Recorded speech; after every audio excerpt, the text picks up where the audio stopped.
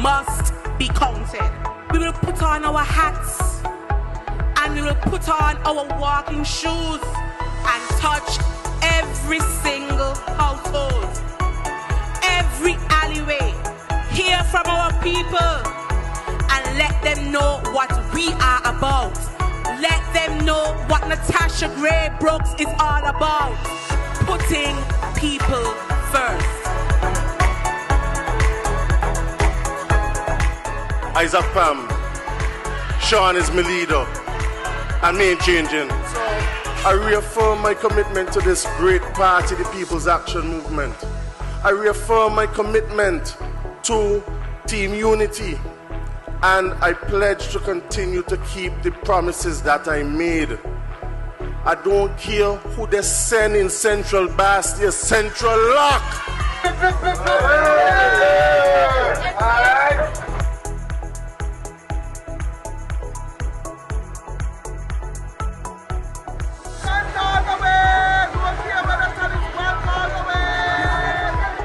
A convention to reflect, to think.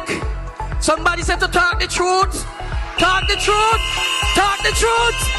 Yeah. And I said to you, my brothers and sisters, my friends, my family of Pam, choose hope over despair. Choose unity over division. Choose inclusion over exclusion. Choose servant leadership over dictatorship. Choose integrity over dishonesty. Choose the People's Action Movement in this constituency.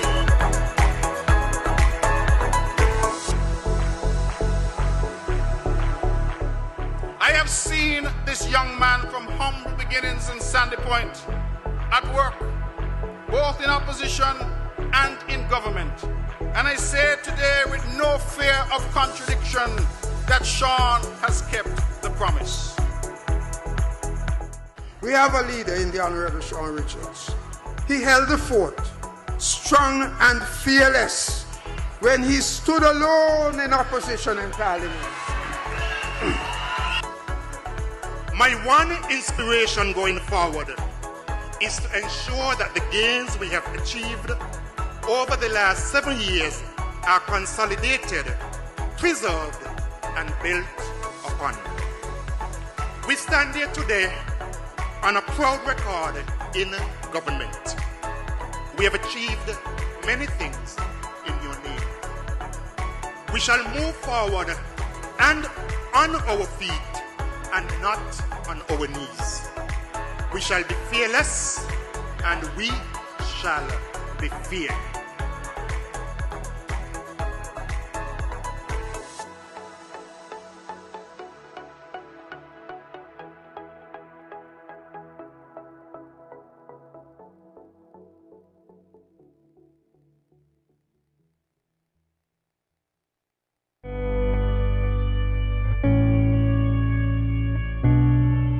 We happen to be in government in a coalition.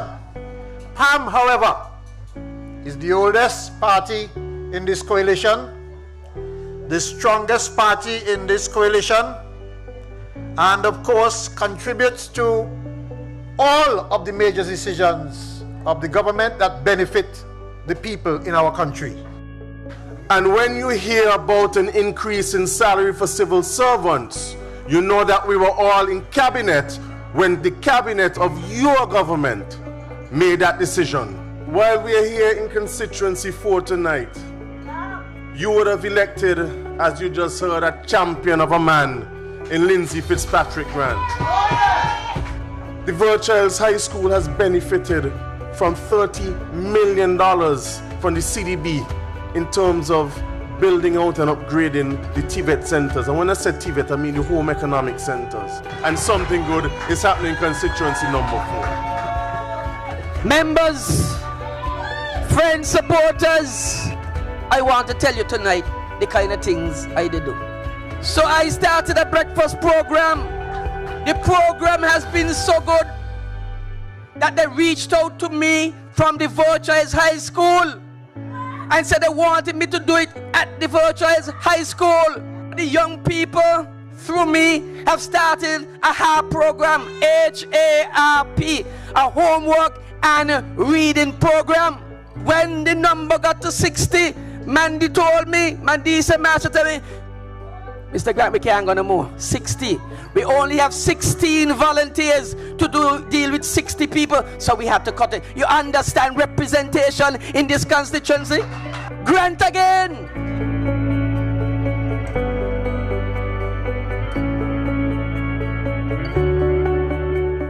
And today we are happy because the best representation that you have ever received in this constituency has been from none other than Lindsay Fitzpatrick Grant. The People's Action Movement has been a champion of unity throughout the history of this country. We have been at the vanguard of every major push, every major development in this country. The time has come for me to say again to all of those who have strayed from the People's Action Movement to come back home. St. Kitts and Nevis doesn't belong to any one individual. It belongs to all of us. The future that we dream of cannot be achieved without the essential element of trust.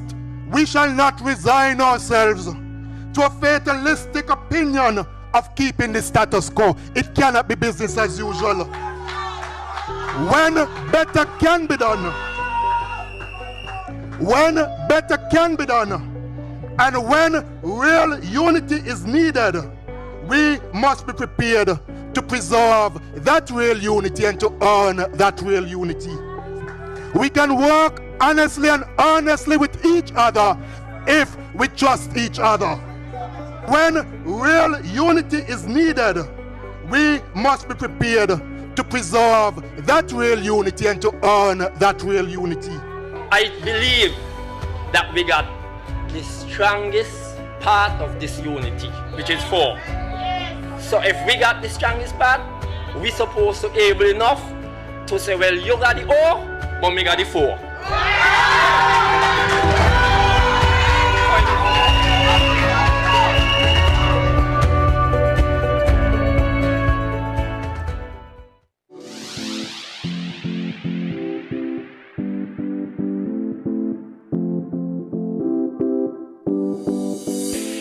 This evening, myself, Azad Gums, Minister Grant, and Chelsea Williams will be going to challenge us. This is in celebration of PAM's 57th anniversary constituency there.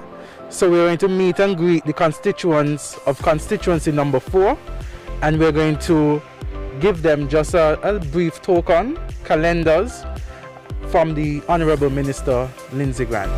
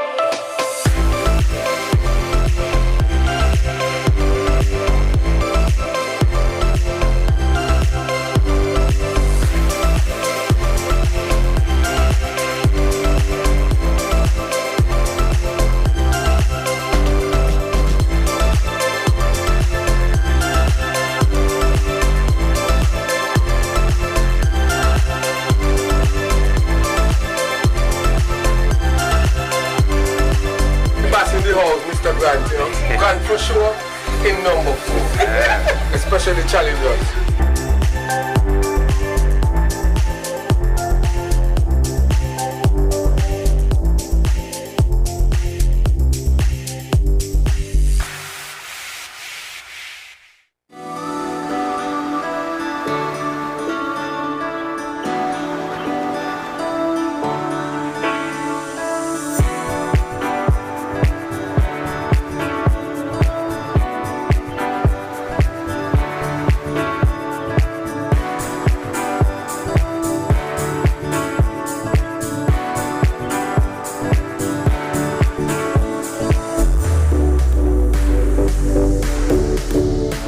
We have been running the breakfast program for a number of years now. I'm here at the Tyrrell Williams Primary School. We also run our breakfast program at the Virtues High School. In fact, on any given morning, we would have maybe between 100 and 150 young persons coming to the breakfast program, ensuring they have a good first meal before they get to their schoolwork. Normally we would have eggs, sausages,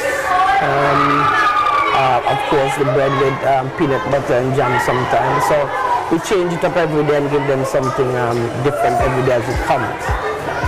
The program was not my brainchild, but the brainchild of a constituent who came to me and saying that there was a need to be filled in the community. And so I got a team together, a team of volunteers. And so there's a team of volunteers who come out every morning from about 6 and prepare the daily breakfast for the kids. I think it's one of the most rewarding and satisfying and gratifying programs that I run in this community. And it has served us well for a number of years. The children come out very early. In fact, some come out as early as 6:30, 7 o'clock to partake. And so I'm grateful for all of those who would have helped over the years, whether in cash, in kind, whatever it is, and in volunteering to do something that is really meaningful in this community.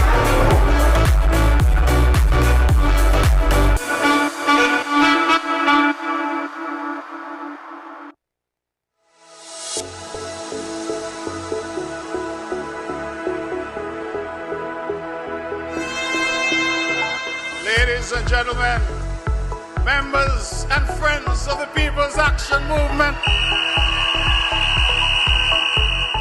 Don't say Pam, just say unity. Hell no!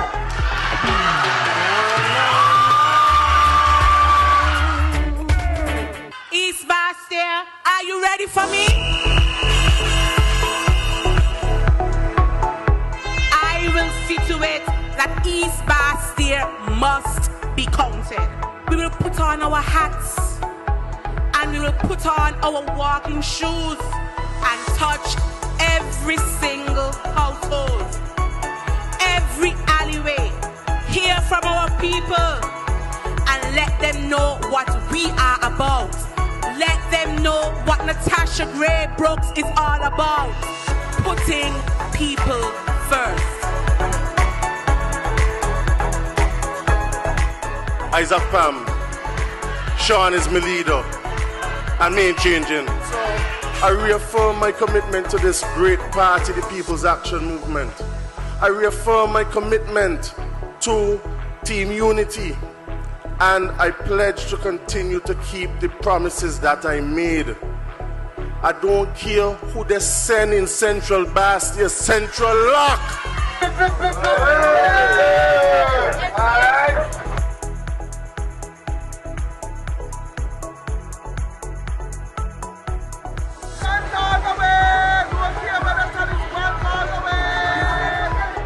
A convention to reflect, to think. Somebody said to talk the truth. Talk the truth. Talk the truth. Yeah. And I said to you, my brothers and sisters, my friends, my family of Pam, choose hope over despair. Choose unity over division. Choose inclusion over exclusion. Choose servant leadership over dictatorship. Choose integrity over dishonesty. Choose the People's Action Movement in this constituency.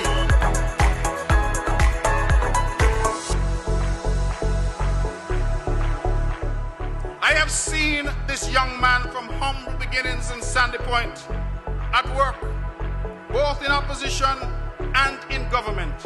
And I say today with no fear of contradiction that Sean has kept the promise. We have a leader in the Honorable Sean Richards. He held the fort, strong and fearless, when he stood alone in opposition in Parliament. My one inspiration going forward is to ensure that the gains we have achieved over the last 7 years are consolidated, preserved, and built upon. We stand here today on a proud record in government. We have achieved many things in your name. We shall move forward and on our feet and not on our knees. We shall be fearless and we shall be feared.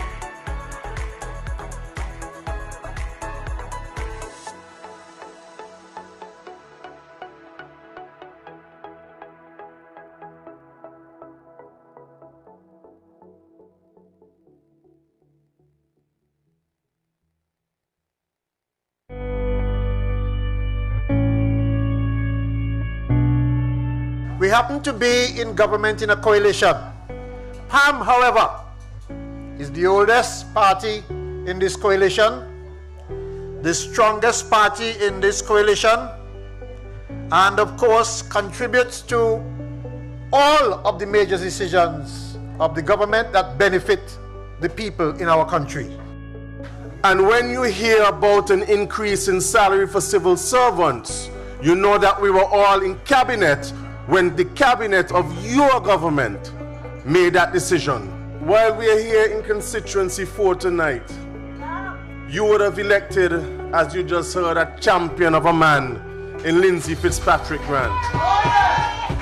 The Virtuals High School has benefited from $30 million from the CDB in terms of building out and upgrading the TVET centers. And when I say TVET, I mean the home economic centers. And something good is happening in constituency number 4. Members, friends, supporters, I want to tell you tonight the kind of things I did do.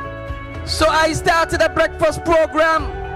The program has been so good that they reached out to me from the Virtuals High School and said they wanted me to do it at the Virtuals High School.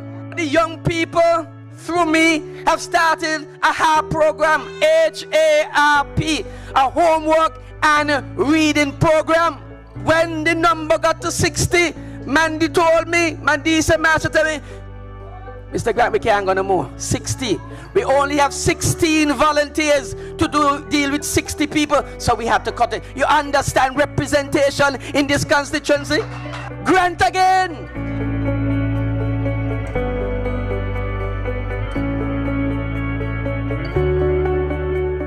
And today we are happy because the best representation that you have ever received in this constituency has been from none other than Lindsay Fitzpatrick Grant. The People's Action Movement has been a champion of unity throughout the history of this country. We have been at the vanguard of every major push, every major development in this country. The time has come for me to say again to all of those who have strayed from the People's Action Movement to come back home. St. Kitts and Nevis doesn't belong to any one individual. It belongs to all of us. The future that we dream of cannot be achieved without the essential element of trust. We shall not resign ourselves to a fatalistic opinion of keeping the status quo. It cannot be business as usual. When better can be done, and when real unity is needed, we must be prepared to preserve that real unity and to earn that real unity. We can work honestly and honestly with each other if we trust each other. When real unity is needed, we must be prepared to preserve that real unity and to earn that real unity. I believe that we got the strongest part of this unity, which is 4. So if we got the strongest part, we supposed to able enough to say, well, you got the O, but me got the 4.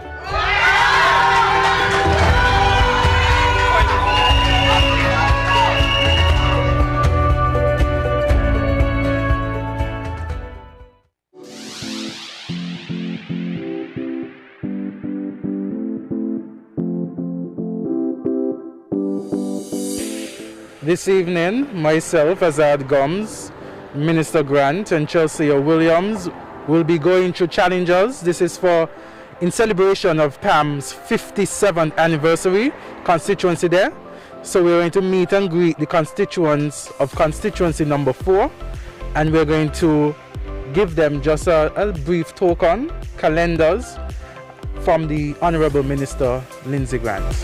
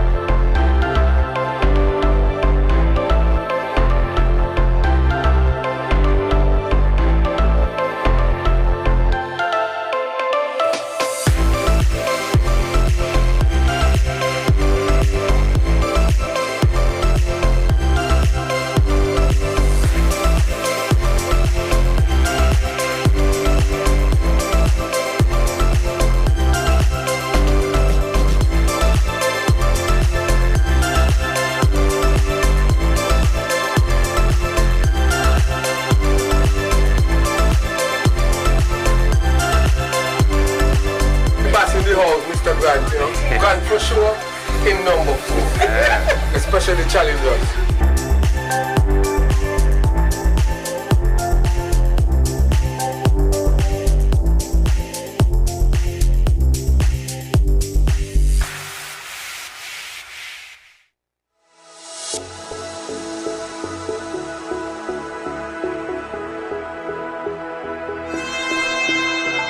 Ladies and gentlemen, members and friends of the People's Action Movement. Don't say PAM, just say unity. Hell no!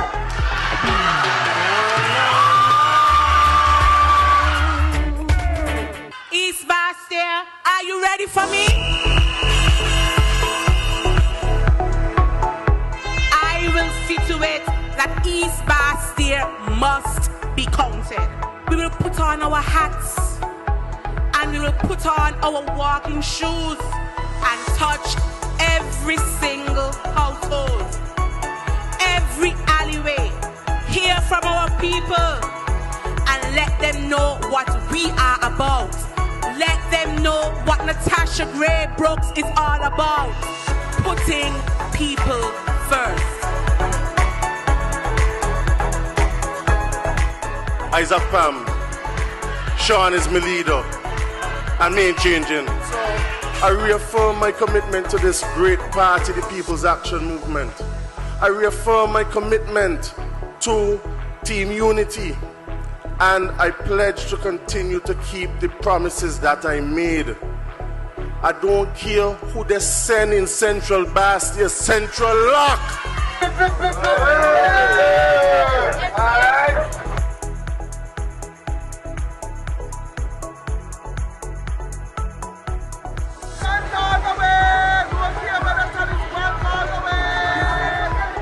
A convention to reflect, to think.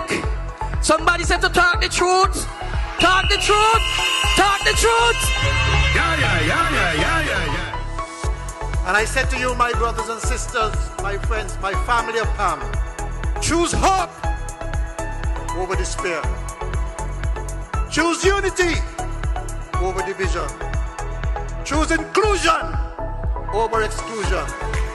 Choose servant leadership over dictatorship. Choose integrity over dishonesty. Choose the People's Action Movement in this constituency.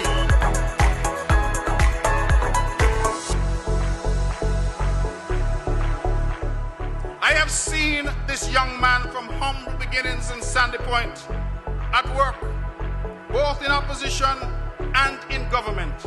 And I say today with no fear of contradiction that Sean has kept the promise. We have a leader in the Honorable Sean Richards. He held the fort, strong and fearless, when he stood alone in opposition in Parliament.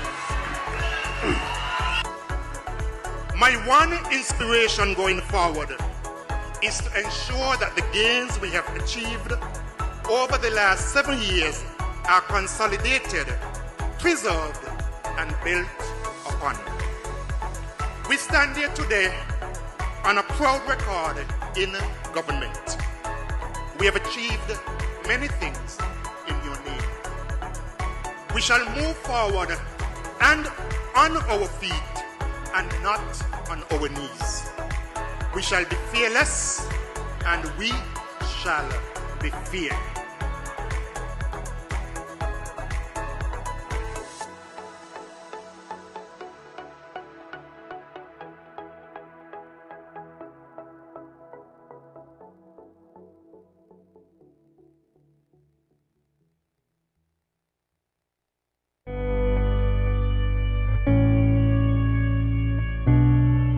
We happen to be in government in a coalition. PAM, however, is the oldest party in this coalition, the strongest party in this coalition, and of course contributes to all of the major decisions of the government that benefit the people in our country. And when you hear about an increase in salary for civil servants, you know that we were all in cabinet when the cabinet of your government made that decision. While we are here in Constituency 4 tonight, you would have elected, as you just heard, a champion of a man in Lindsay Fitzpatrick Grant. The Virchilds High School has benefited from $30 million from the CDB in terms of building out and upgrading the TVET centers. And when I say TVET, I mean the home economic centers. And something good is happening in constituency number 4. Members, friends, supporters, I want to tell you tonight the kind of things I did do. So I started a breakfast program. The program has been so good that they reached out to me from the Virchilds High School and said they wanted me to do it at the Virchilds High School. The young people, through me, have started a HARP program, H-A-R-P, a homework and reading program. When the number got to 60, Mandy told me, Mandy said, Master, tell me, Mr. Grant, we can't go no more. 60. We only have 16 volunteers to deal with 60 people, so we have to cut it. You understand representation in this constituency? Grant again.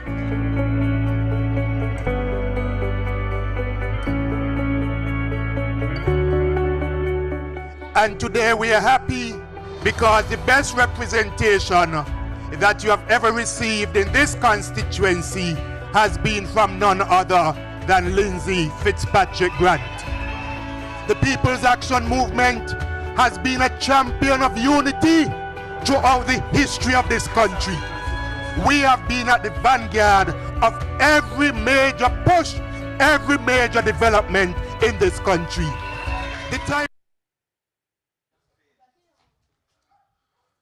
Good evening, all.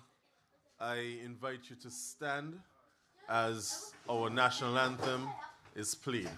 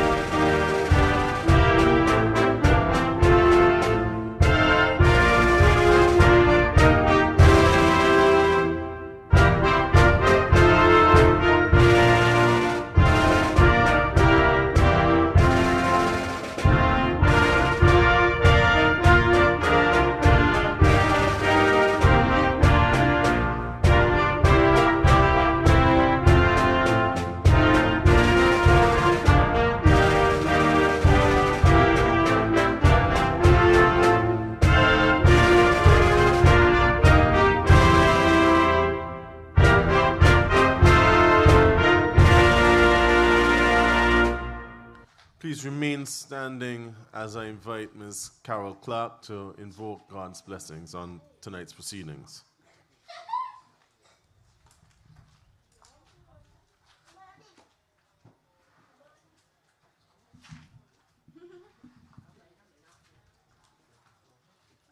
A pleasant good evening, one and all. Let's bow our heads in reverence to our God, Jehovah.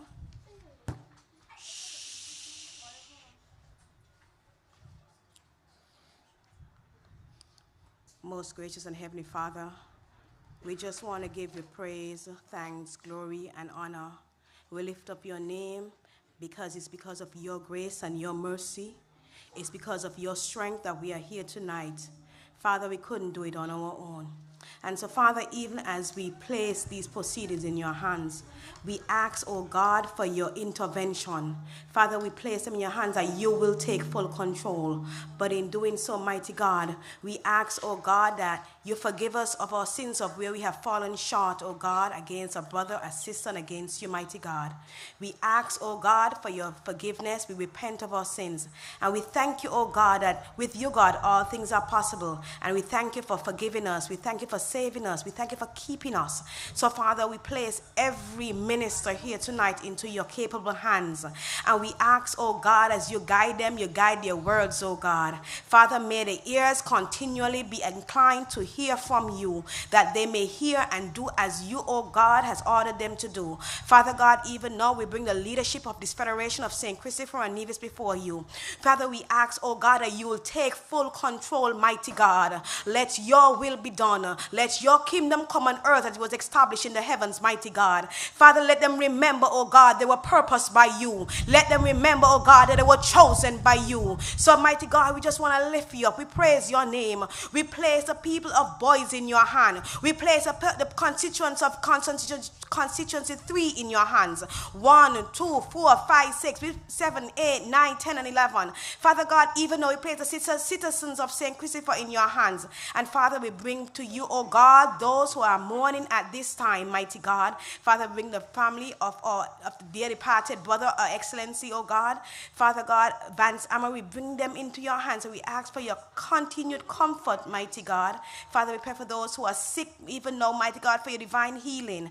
Father, even now, we place everything in your hands. We believe in you. We have confidence and faith in you that you can do all things. In your name, but we pray.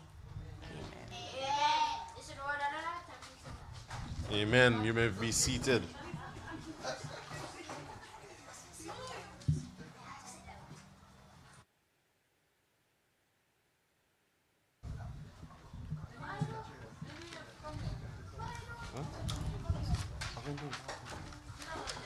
Good. Good evening, members and friends of the People's Action Movement. Tonight we come to you from the village of Boyds as the People's Action Movement continues its series of town halls throughout the length and breadth of St. Kitts. We come here tonight on a bit of a somber moment, and it would only be right if before we get into the meat of the matter, we acknowledge the passing of a brother, a statesman, someone who represented St. Kitts and Nevis in so many different disciplines and at so many different levels.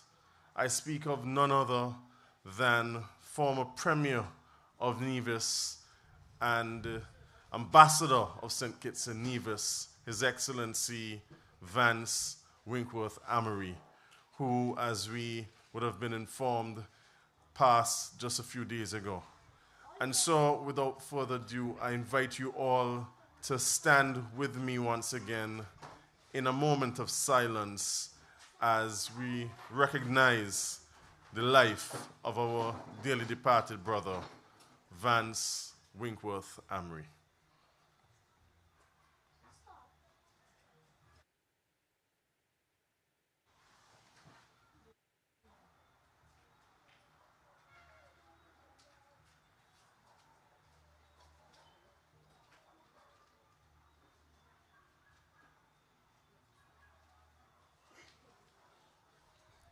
Thank you. You may be seated.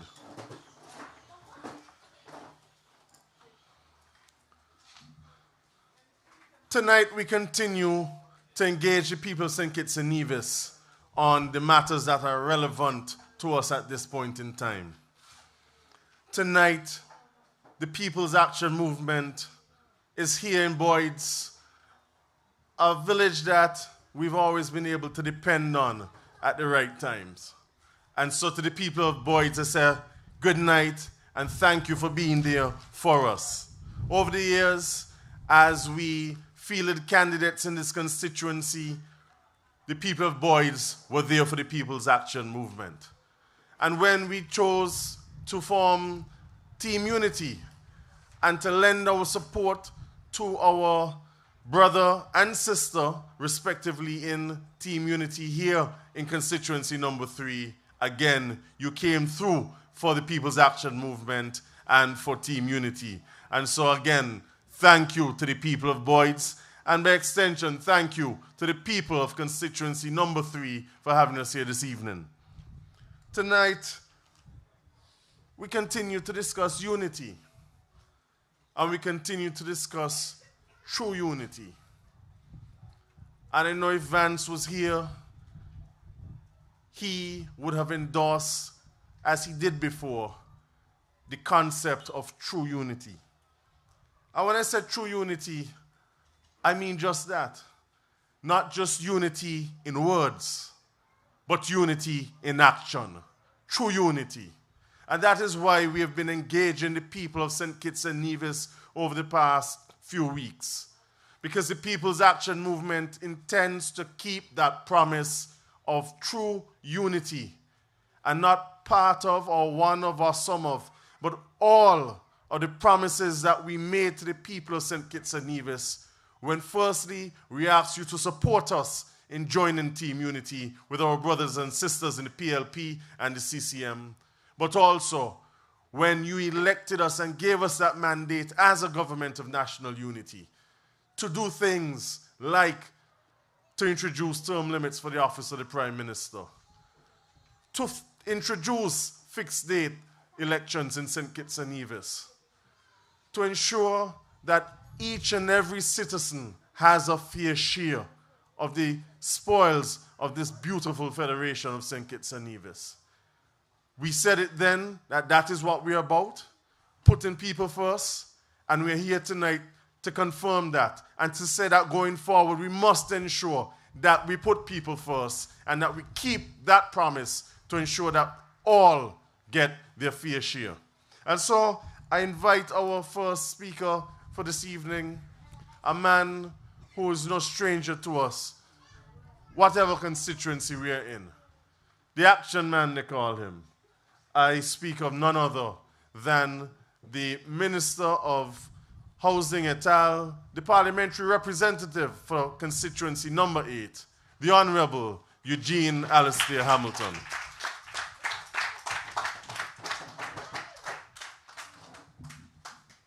Thank you, Chairman Powell. Palmites in the house. Residents of Boyd's, listeners by way of radio and social media, good night. I too want to join with the citizens and residents everywhere, and with the friends and family too, who are mourning the loss of our friend and colleague, Vance Amory. My first recollection of Vance Amory was as a youngster listening to the transistor radio, to the lovely game of cricket. I still remember his 136 hit in Barbados, which got him selected to the President's 11, and his further engagement in the Berridge Howell trophies being held between St. Kitts and Nevis. And I recall him being manager of the bank, National Bank in Nevis as well. I've seen and observed his journey in politics in both houses, the Nevis Assembly and so too in St. Kitts. And I was privileged to sit on the opposition benches with him and also on the government benches. He had a calming influence on all of us who used to be easy to get a little hot under the collar. A tremendous impact certainly on my life. And I honor his service. And I pray that his soul rests in peace and at the appointed time rise in glory. My condolences to all family, friends, and people and residents of this nation. Tonight, of course, I therefore speak to you with a really saddened heart.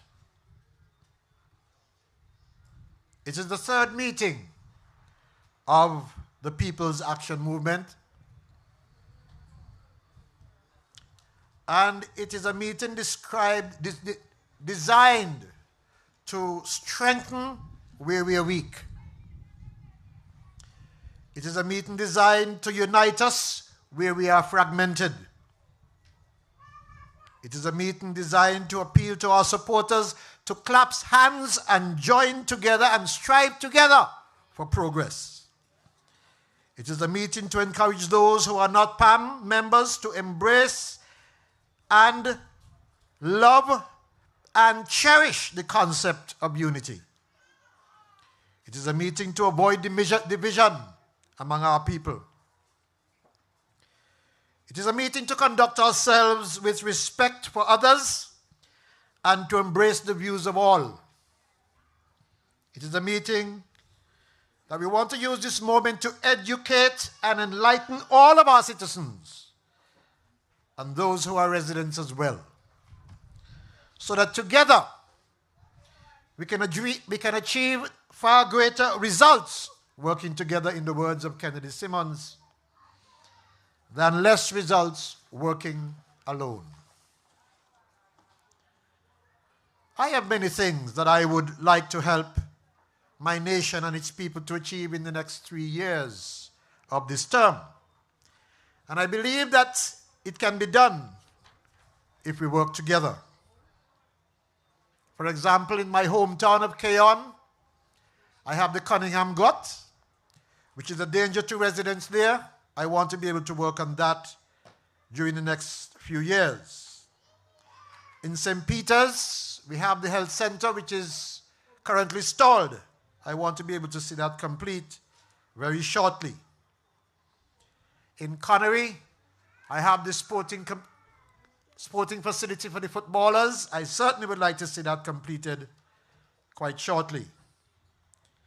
In Keys, the St. Mary's Biosphere Reserve.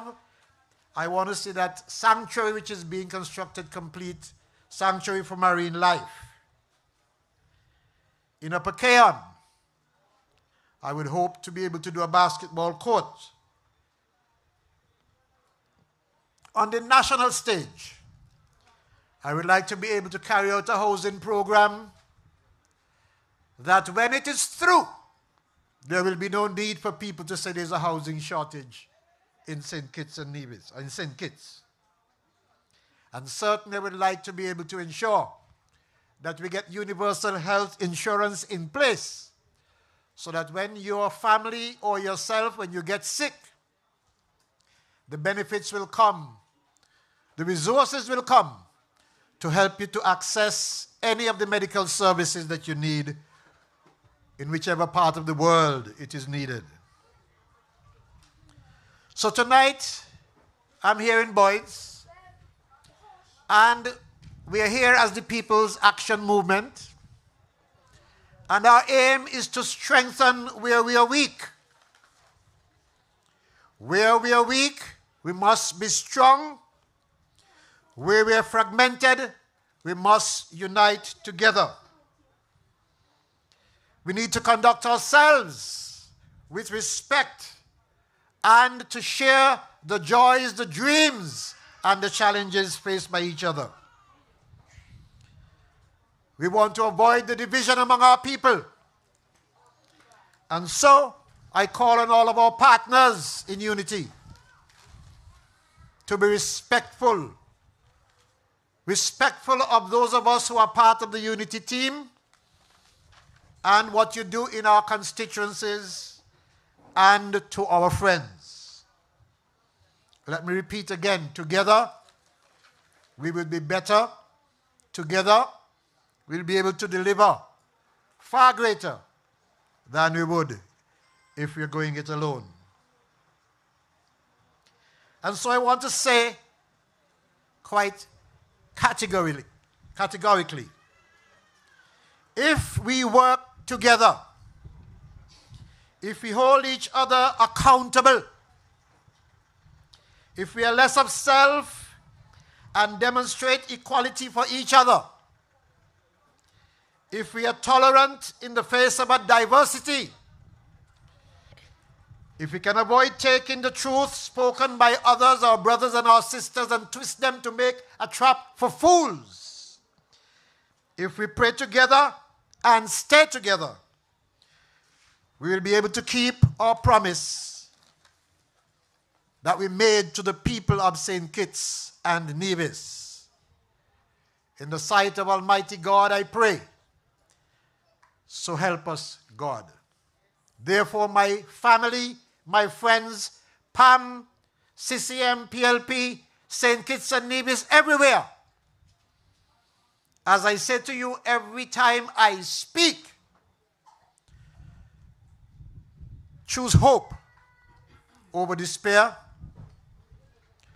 Choose unity over division. Choose inclusion over exclusion. Choose integrity over dishonesty. Choose servant leadership over dictatorship. Good night, and God bless you.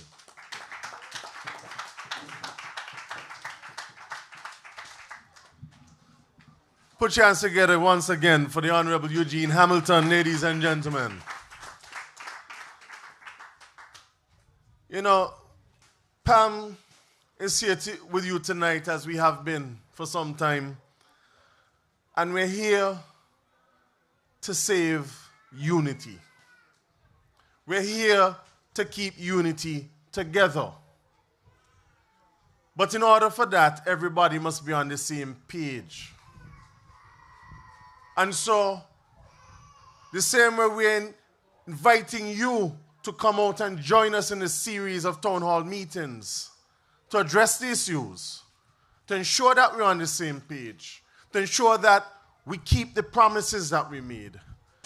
We extend the same invitation to our partners in unity. Come to the table. Let us talk. Let us discuss the people's business. Let us do right by the people who we asked to come and vote for the three parties in unity so that we can deliver for them. Let us come together and talk about ensuring that the STEP program is made available to all those persons who can take advantage of it in all constituencies.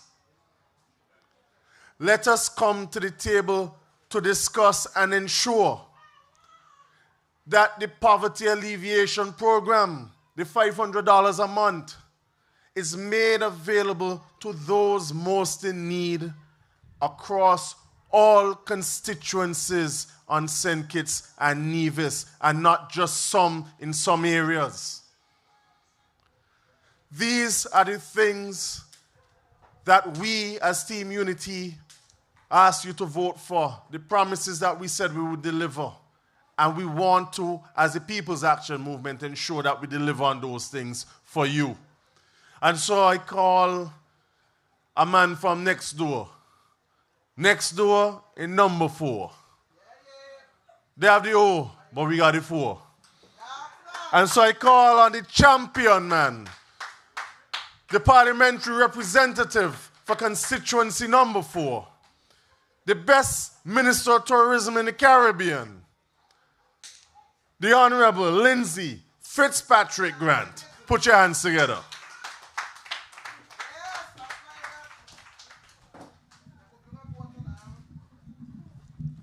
Good evening to all, and thank you, Mr. Master of Ceremonies. Before I proceed, I would like to recognize our political leader of the People's Action Movement, the Honorable Sean K. Richards.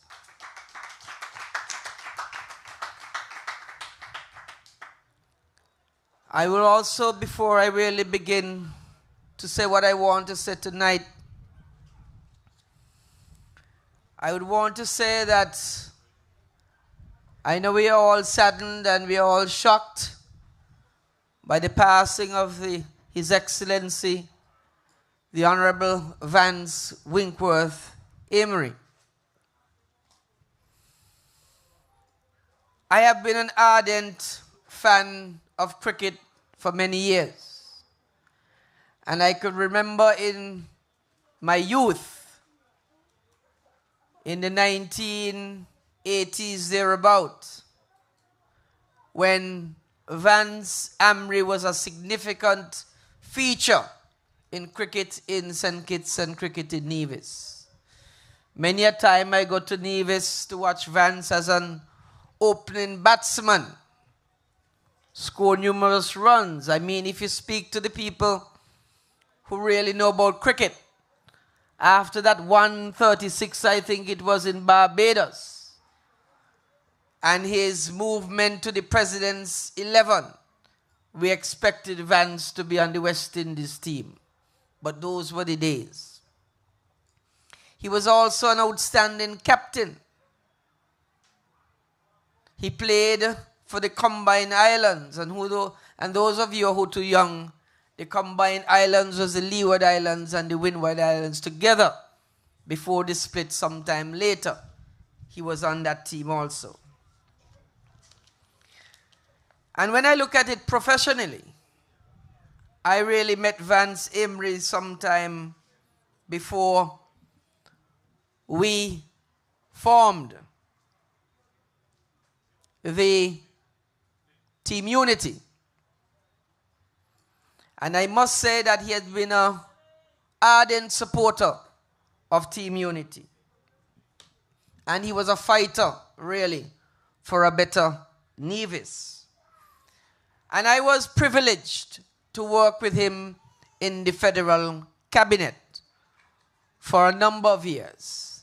And so I can attest to his experience and his fight and his vigor for the people of Nevis. And so I believe and I know that his name will be forever etched in the annals of our history, both in St. Kitts and Nevis when our history is written. Tonight we are here, the third meeting in a series of town hall meetings coming to the people. We are coming to the people because we need to dialogue with you. We need to have a conversation with you so you can be clear as to what is happening and what is the state of team unity in the country. And before I proceed, I want to say I feel at home, because for those of you who know me very well, I was born just a stone's throw from here, over in West Farm in the estate yard. Not in the hospital, in the estate yard. And so Boyd's and its environs is very dear to me. But tonight, I want you not to be confused by what is happening. And so normally when I'm very fast with my speaking, I want to slow it down and temper it a bit tonight, so we're very clear when we leave here what is happening. You know, in 2013 we came together. PAM, PLP, CCM. We came together because at that time we knew that we had to get rid of the diabolical Denzel Douglas from the government. And so despite our differences politically, we came together to ensure that you had a government of national unity. But I also want you to remember what was our mantra back in 2013. Because back in 2013, our mantra was a fair share. You remember that? Our mantra back in 2013 was fair share for all. That is what it was. And so when in 2013 we came together and we said a fair share for all, what were we speaking about? What were we speaking about? When we spoke about fair share for all, we were speaking about a number of things which we wanted to make sure that the people of Boyd's and the people beyond Boyd's connected with. Because when we spoke about fair share for all, what we were actually saying at that time in 2013 was that whether you were PAM, whether you were Labour, whether you supported PLP, whether you supported CCM or NRP, we wanted the pie to be shared not equally but equitably between all of us. And that's the premise that you voted for Team Unity in 2015. And that's the premise why in 2020 you made the victory even bigger in 2020. Because you, the people, who had put your trust and you put your confidence in the People's Action Movement and Team Unity, you wanted fairness. That is what you wanted. That was a cry in 2013. That was a cry in 2015. That was a cry in 2020 that you wanted fairness. And so you have to examine whether or not it is fair. That's the issue. You have to examine whether what you have now is fair. If you examine what you have now and you say it's fair, well, it's fair. But if you examine it and you find out that it is not fair, it means the fairness needs to be fixed. That is all we say. And if you've listened to me carefully over these years of team unity, I have always said that team unity is like a marriage. Team unity is like a marriage.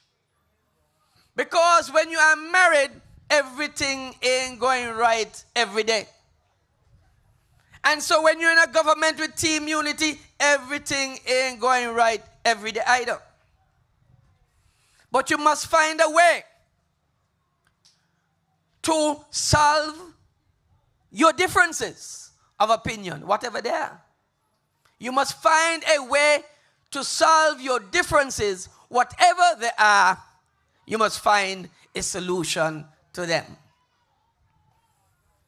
Now, may I tell you, if you're in a marriage and you're getting blows every day, to take the blows all the time. What I'm telling you, if you're in a marriage and you get blows today,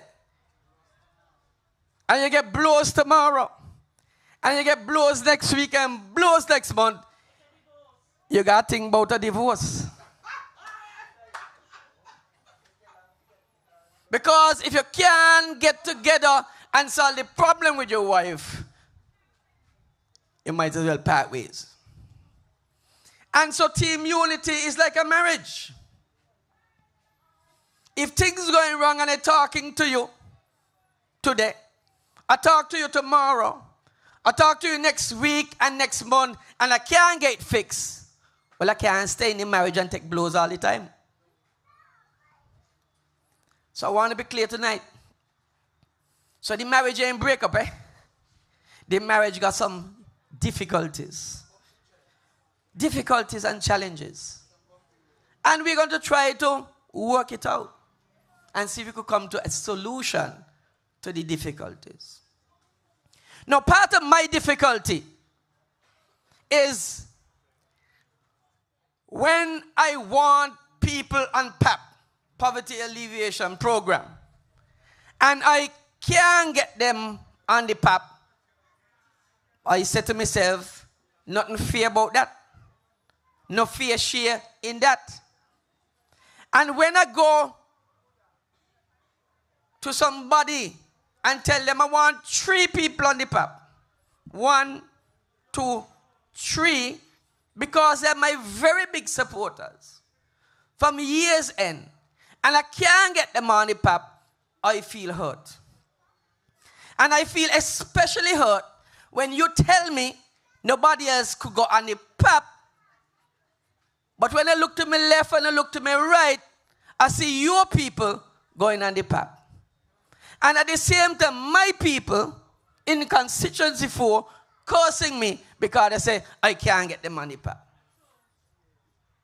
And they hurt me. It hurt me. But I continue because I'm a team player. And the People's Action Movement, as part of the union, is a team player.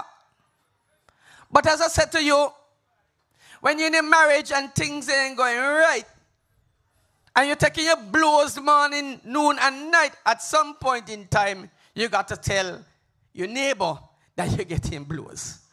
Got to tell your neighbor. And so when you have this step, and I want people on this step and I can't get them on this step, and they got other people getting on this step, not by me, I am saddened because of that. And let me explain something to you about what unity should be. Unity is supposed to be, if Mary, let me put it this way. If Mary want to get on the PEP from my constituency, and I said to Mary, we cool long on the PAP, you know. The PAP ain't happening right now, so, you know, we analyzing the PAP. And I tell Mary that. And then Mary go to John Paul and tell John Paul she want to go on the PAP. And she get on the PAP. You understand the problems I have? But unity really supposed to be, if you know you're going to get Mary and the pap, when Mary come to you, she said, Mary, are you going to call Lindsay? And then when you call Lindsay, you say, Mary, boy, Lindsay was batting for you, you know. And it's because of Lindsay, I get in you and the pap, make me feel good.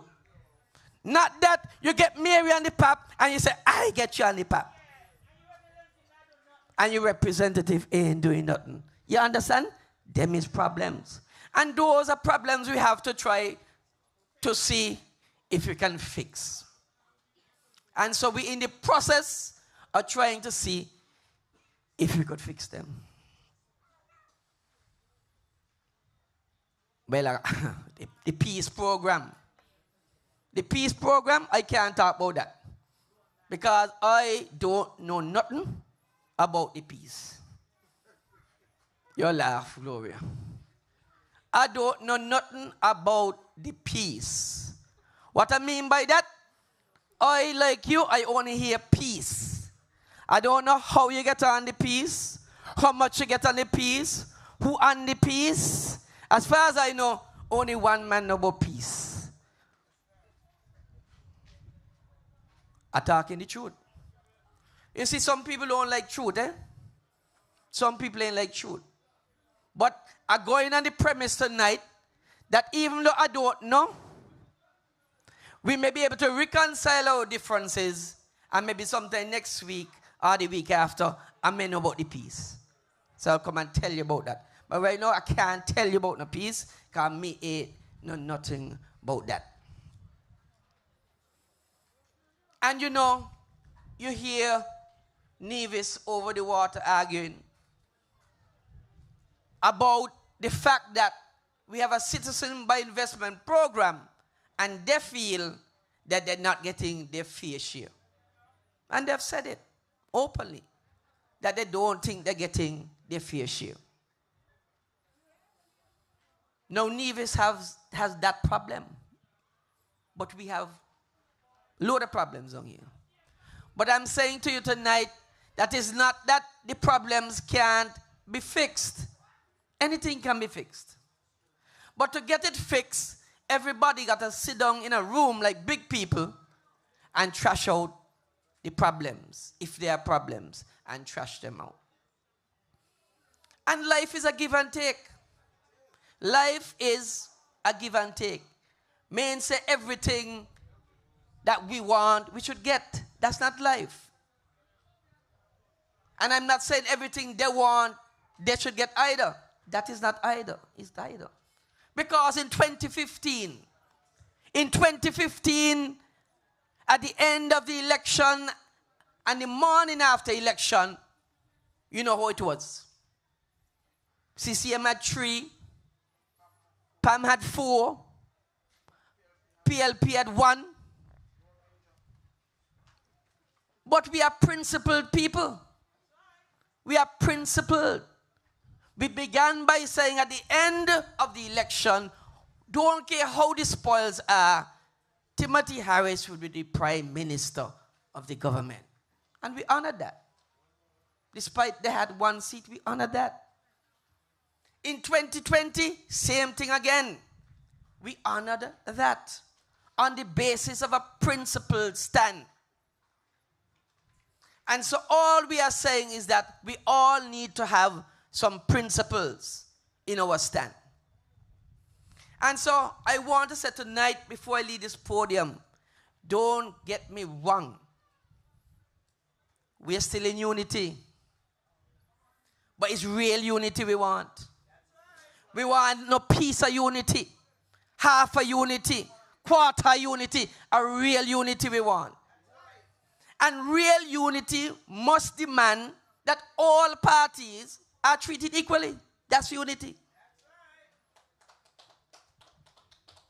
You can't get the whole loaf of bread and give me the crumbs and tell me I'm in unity. I can't be in unity. I ain't in unity.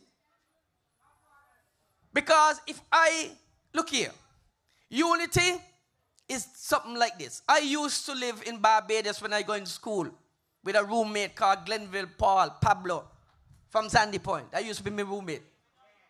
If we got one bread, half for he and half for me. That's how we operate. If we got one bread in the house, half for him and half for me.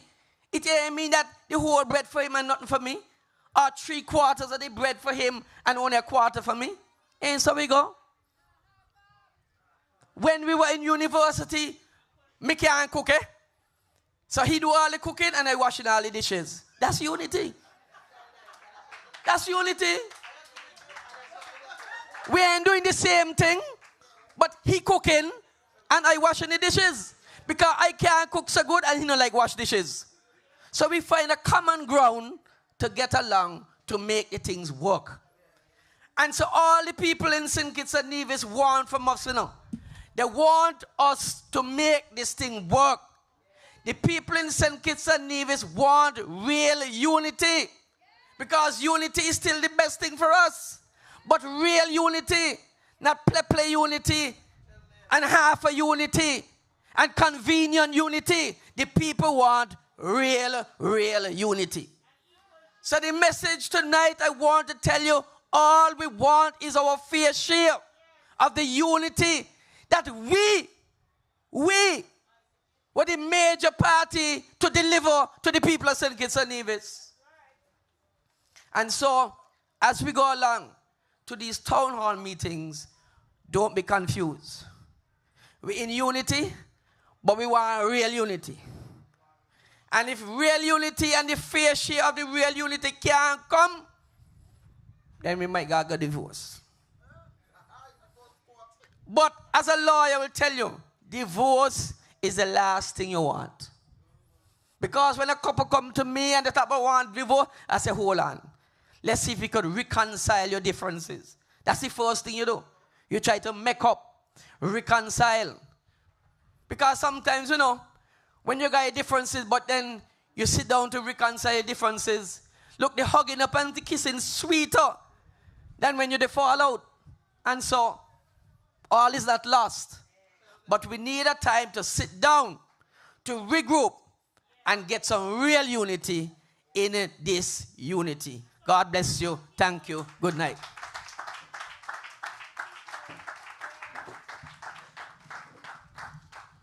Thank you to the Honorable Lindsey Grant, the man for number 4.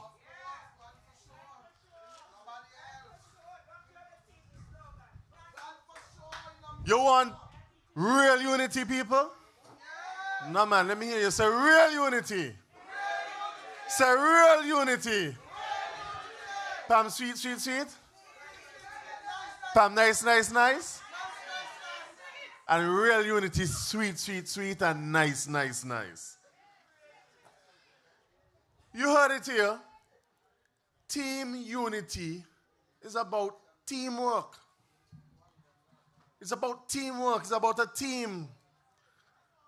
We fought so long and so hard to get away from this 10-man-in-one syndrome. Couldn't work. Can't work. And it ain't work again. Ever again. We're never going back to that. And that is why we're saying it is a team effort. So when Lindsey Grant is out there busting his tail to bring tourists in here, to generate revenue for the people of this country, it is a team effort. All of us there helping him to do that. When Sean Richards is out there trying to improve the infrastructure, the roads in this country, trying to fix the water issues in Cayon, we are there to support him to ensure that all the people benefit from those things. When the Honorable Eugene Hamilton is out there trying to ensure that homes are built for the young people, the single mothers, the single fathers across the length and breadth of this country, we are there to assist him and to support him in doing that. I certainly know that as I work to ensure that schools stay open during this pandemic and that our children get the education they need, I can depend on my brothers, not just in Pam, but generally I should be able to rely on them and their support. And similarly, when Akila Byron is fighting to keep our health system up and running during COVID, she can't do it by herself. She relies on the support of all of us because we are part of a team. And so, I know of a young woman living right here in Boyd's, has not been working for almost 2 years now. 2 young children, still paying rent. I don't know how she's doing it, but she's managing somehow.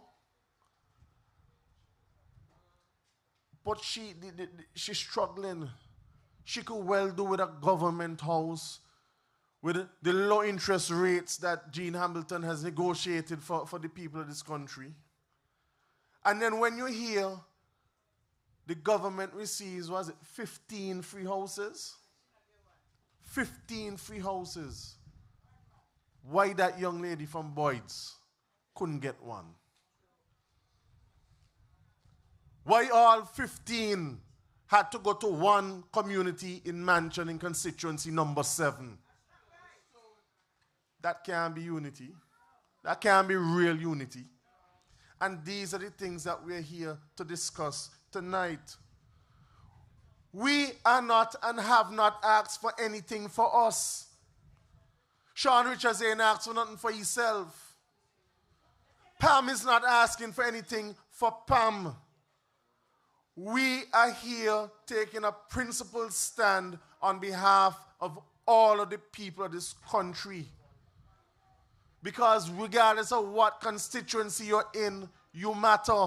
And we care about you. And we can stand up for you. And we will protect you. And we will do what we have to do to fight on your behalf. That is what real unity is. You hear Lindsay talking about real unity. So when the young lady from McKnight comes to me and says, Jonel, things hard trying to get a job on this step. And I said to her, what the cabinet has been saying, based on what the minister responsible has indicated to us, and I tell her, hold on, we're reviewing this step, but we can get to you soon, have some patience. And then she goes to the Prime Minister, and he said, man, I'm going to put you on this step. Well, that made me look stupid. It made me look stupid. But it's not that I'm stupid, you know. It is that we are not exercising real unity, some of us. And that's what we're saying, we got to do that. Nobody should have to go from Boyd's to number 7 to get on this step. This step is for all of us. You're supposed to be able to go down to the step office and get on. And so, ladies and gentlemen, this is what we want. We're talking about fair share for all. When you look at the situation in Nevis, and people, you know, there are some what these people out there, they want to say, Mark Brantley greedy and this and that. That is not the case. The man fighting for the people in Nevis the same way that I fight for the people of Central Bastille. The same way Lindsay fight for the people in number 4. The same way Sean fights for the people in number 5. The same way Gene fights for the people in number 8. And the same way Keela fights for the people in number 3. That is what it's about. And so when I hear people talking stupidness about how Nevis to only generate 10% of the CBI product, does it matter? I don't care. They could generate 1%, they could generate 0%. Nevis people have to eat too. Nevis people have to eat too. And that is what you call equity. We ain't saying go 50-50, we have more people in St. Kitts. But we must not be banking up money here on St. Kitts, and some people living high on the hog, and the NIA and people in Nevis are struggling. That is what we are here fighting for. Mark Brantley ain't asked for nothing for himself. he's fighting for the people of Nevis. And well, my father from Nevis, my grandmother, 93 and live in Nevis here, so you better believe I can fight for them too. And so, I call no one the leader of my fight. My political leader. The man who has been in the forefront of this principled stand for the people of St. Kitts and Nevis. A man who's not asking for anything for himself, but who is simply saying, right is right, fair is fair. The people of St. Kitts and Nevis deserve what we promised them. They deserve more. And so I ask you to put your hands together and welcome the Minister of Public Infrastructure et al., the parliamentary representative for the good people of constituency number 5, the next Prime Minister of St. Kitts and Nevis, the Honorable Sean Kenneth Richards.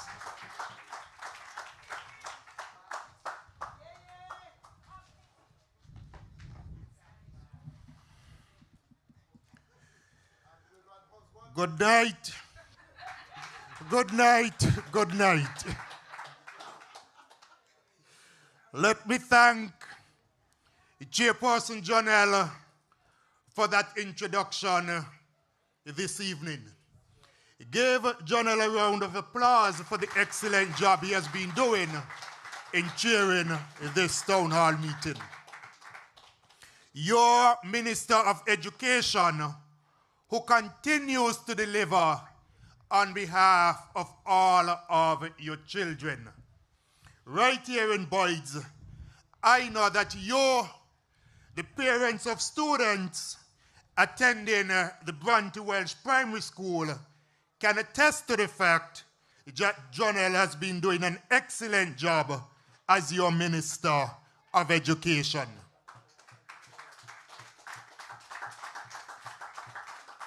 I also want to recognize our Minister of Housing et al., the man from Green Valley, the man from constituency number 8,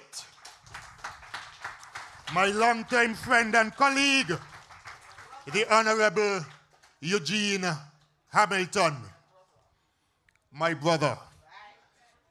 You don't want to write me speeches for me and tell me what to say. I know our birthday the same day, but that thing give you the right to do so. We're going to put you to chair when we reach East Bastille. But of course, all right, Vanessa.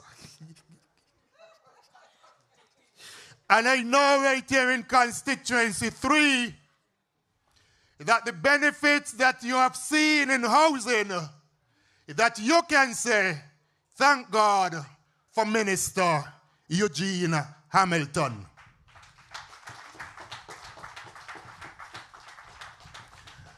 You know, it's only earlier this year that I recall sitting down and chairing a meeting of taxi drivers who wanted to organize a protest in this country. They said enough tourists were not coming. They said they were not getting enough jobs.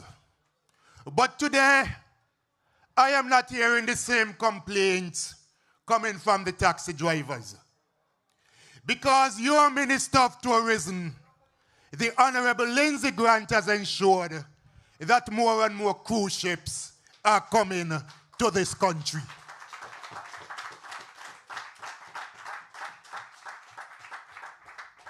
And you had a taxi driver who just stood up and clapped because he can give testimony to that.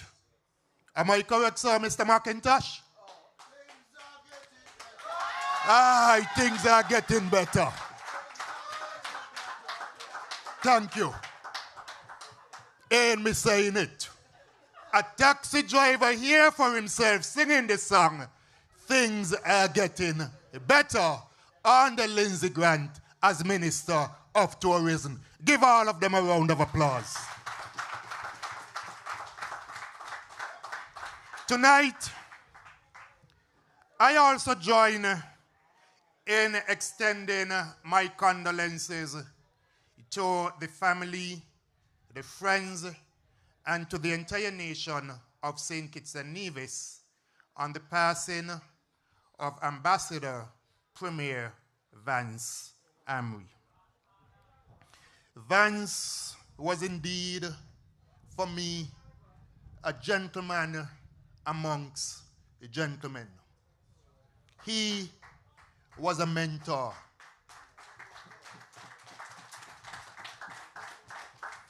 He was a friend. He was a colleague. My first real encounter with Premier Amry would have been back in 2004 when I first became a member of Parliament. Vance and I sat on the opposition benches together. As a matter of fact, I sat on a chair on the front bench, and Vance, over the years, sat in the chair immediately behind of me.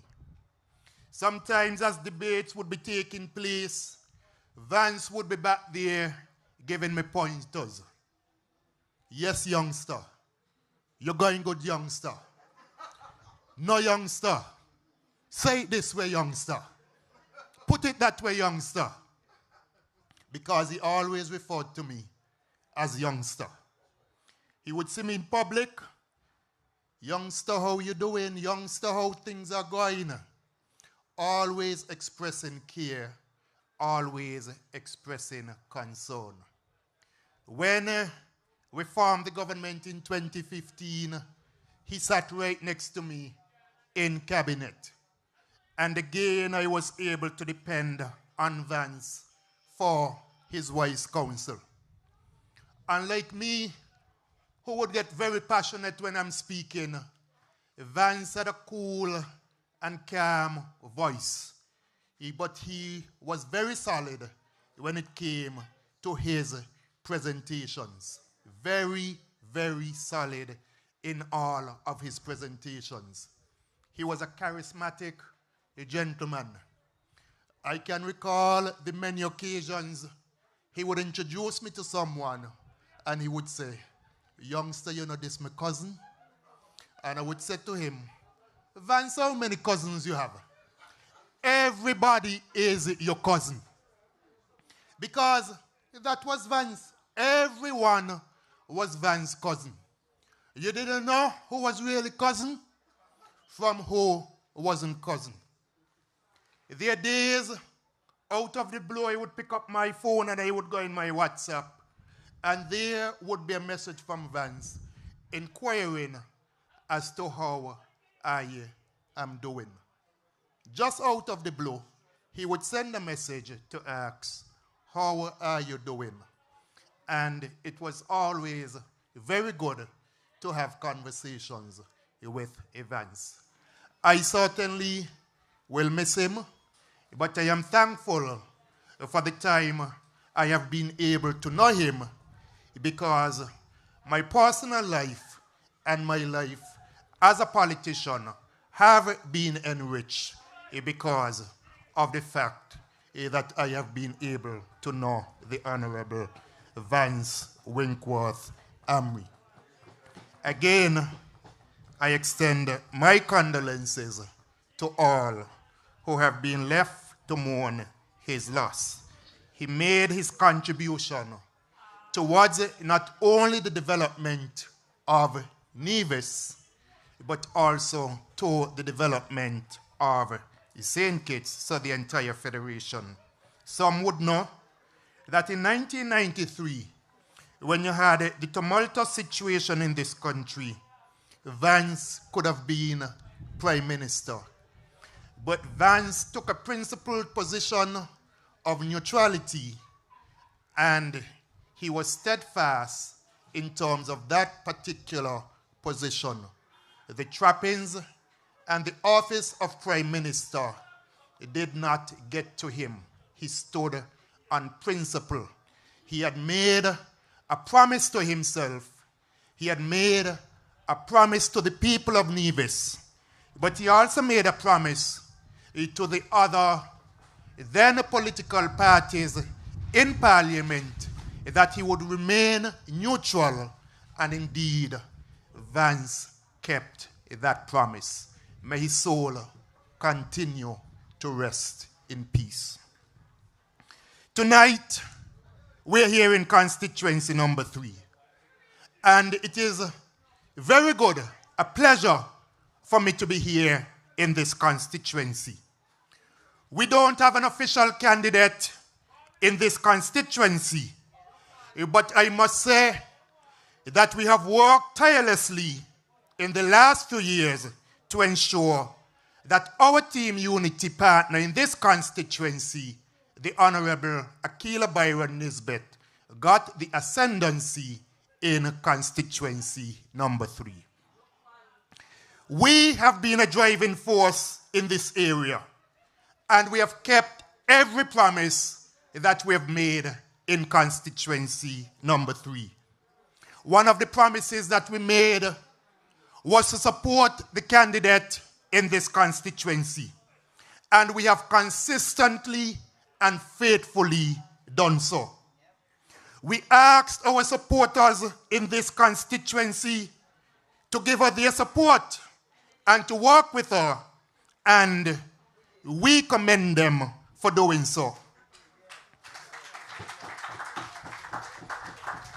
We have done so because we understand the concept of unity, each family member giving full support to all family members.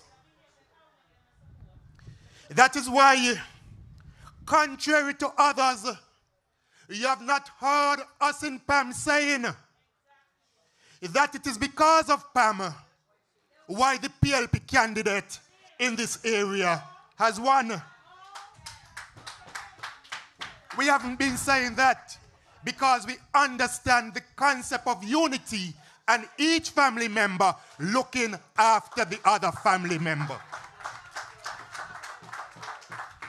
Imagine this PAM party as a family was building its house. We went from 0 in 2000 and we began to slowly but steadily build our house. And we were making gains in terms of building that house. A man got thrown out of his house. His family threw him out of his house. He came to PAM and he asked us to become a partner in our family. And we gladly accepted him as a partner in our family.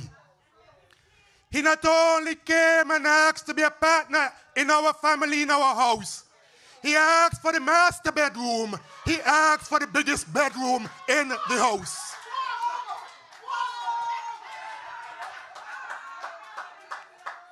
We agreed and we gave him the master bedroom. We gave him the biggest bedroom in the house. And after that, what do you hear? You're only in the house only built because I help you to build that house. The house only built because I help you to build the house. In 2004, I won a seat. I was the only PAM candidate to win a seat. And as I reflected upon the fact that I had won, I cried. I cried for 2 reasons. I cried because I recognized that I had won. And I was happy over the fact that I had won. But I also cried because I recognized that with my one seat, I would be sitting on the opposition bench. And so you recognize there and then the importance of team effort. You recognize that in order for you to get into government, it becomes a team effort. Each has to help the other in order to advance into government. That is what PAM has been about. And so as part of unity, we haven't been saying that we have helped anyone else, because we recognize that in order for us to attain the common goal, the common objective, all of us must work with each other. And so all of us here in the People's Action Movement, we have a good and meaningful working relationship with the Member of Parliament for Constituency number 3. We understand that she could not be here, since this is strictly a PAM political organized event. But this is in no way meant to slight her, as we know that she understands this very well. As a matter of fact, any comments and suggestions coming out of here this evening pertaining directly to her in her ministerial portfolio, we will be more than eager to share with her and to bring it to her attention, because she is our partner in unity. But tonight is significant as we in the People's Action Movement continue our listening tour, this being the third one in the series thus far. It has always been our mantra in PAM to be consistent, to keep in consistent contact with you, the people. And this has become increasingly so within recent times, especially with the ongoing political developments. We felt that it is right and fitting for us to directly report to you, even though we have no official candidate in this constituency. And so we have come to you, the people of constituency number 3. As far as PAM is concerned, the real power lies not with us, but it lies with you, the people. It is you that give it, and it is you that can take it away. We are your servants, though sometimes the way some of us behave, you wonder about that. I want every one of us in this ongoing dialogue not to underestimate your individual power. And when people like you come together, change can come to this land. We are calling on you in constituency number 3 to mobilize in your communities to protect the gains that we have all made in the last 7 years, to secure a better future and to continue the fight for real unity. Real unity is a coalition of the willing that is prepared to put country above self, the national interest before self-interest. Real unity is about colleagues working together to deliver goods and services for all of the people and not just some of the people. And so tonight I want to plead with you in constituency number 3 to mobilize and to organize in support of the defense of real unity. Real unity has always been central to PAM's agenda from the days of our national hero, Sir Kennedy Simmons, and then coming forward. Fighting for real unity is something that we should do if we want to genuinely honor our fallen colleague tonight and in going forward.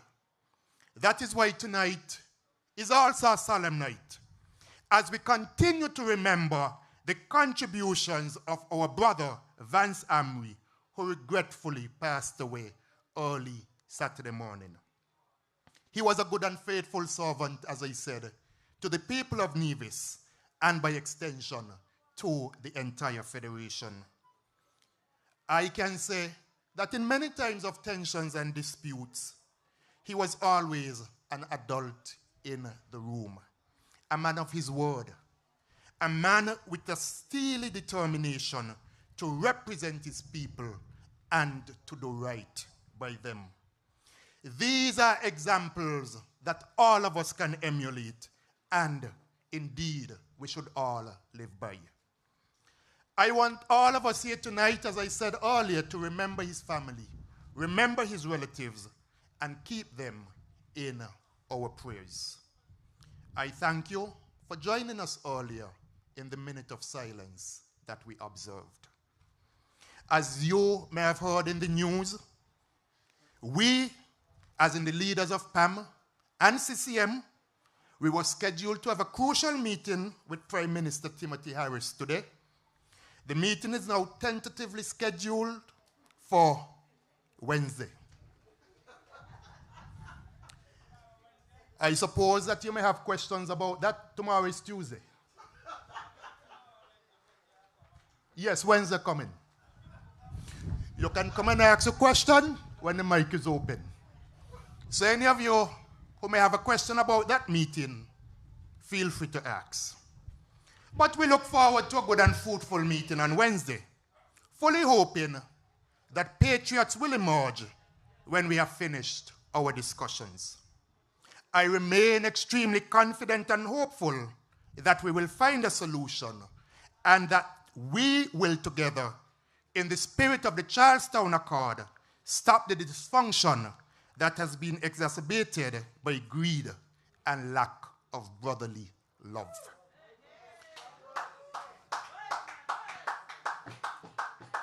And when I speak of dysfunction, I speak of dysfunction in programs like the PEP program.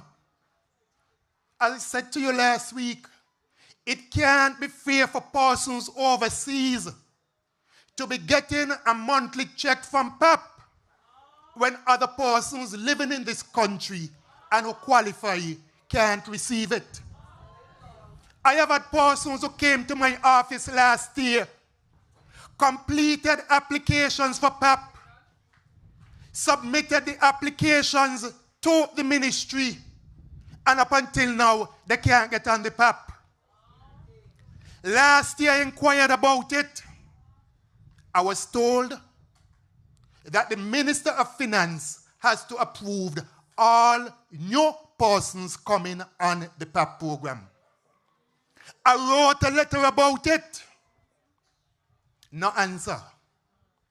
I wrote a second letter, and it's only, I think, was Thursday or Friday last week, I got a response to say, the applications are still being processed.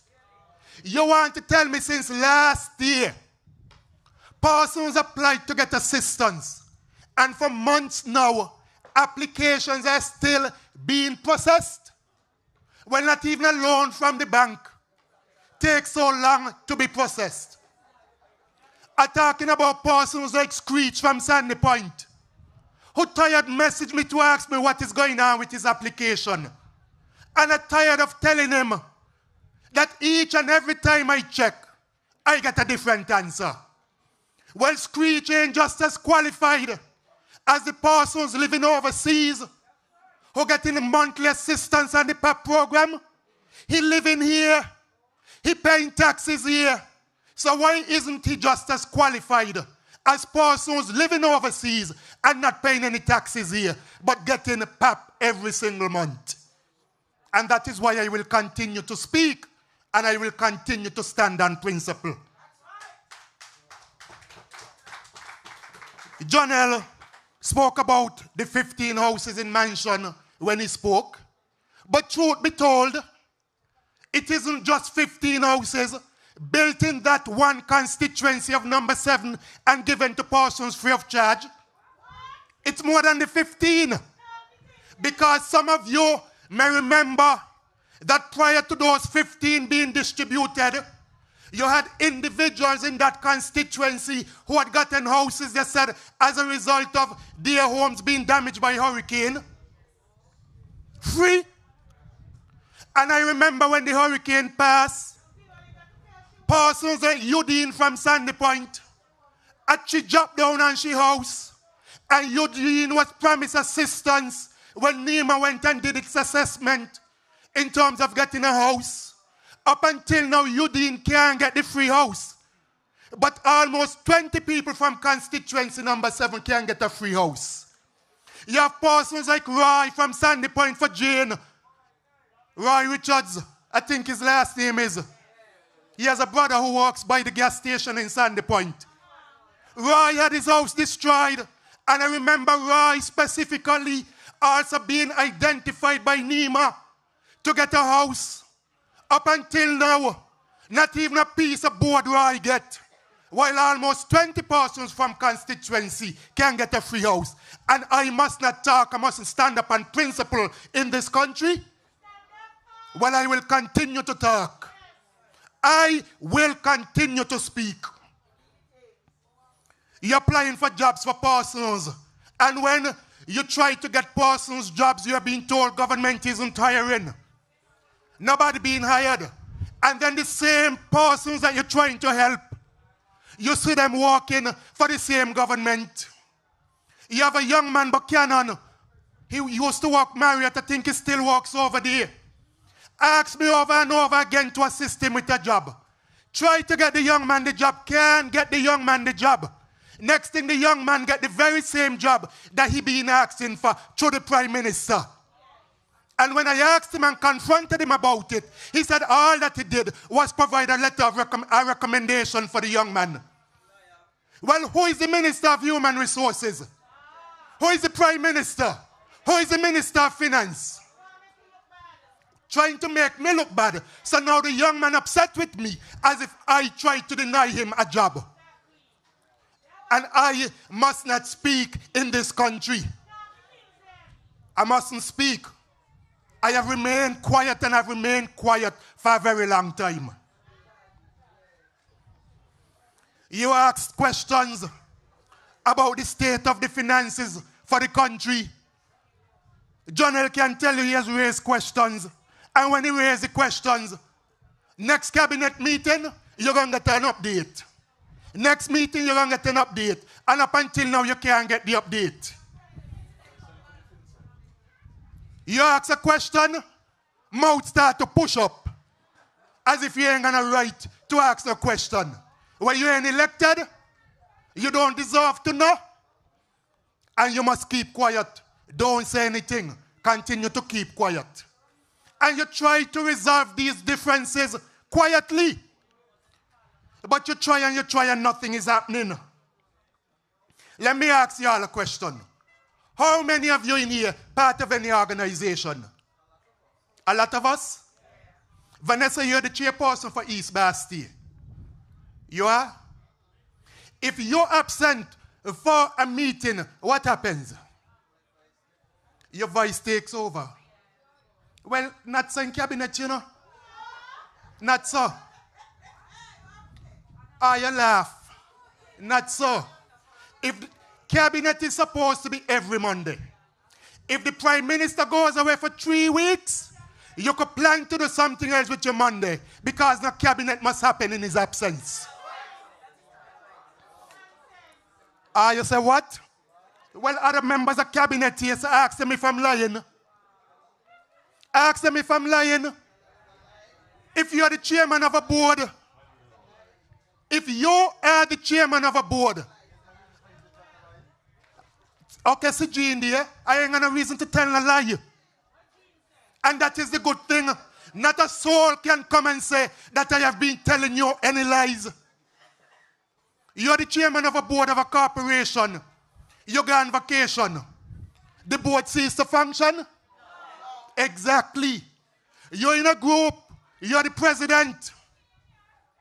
You can't come to the meeting. What happened? The vice president takes up. Well, not so. No prime minister, no cabinet. All right.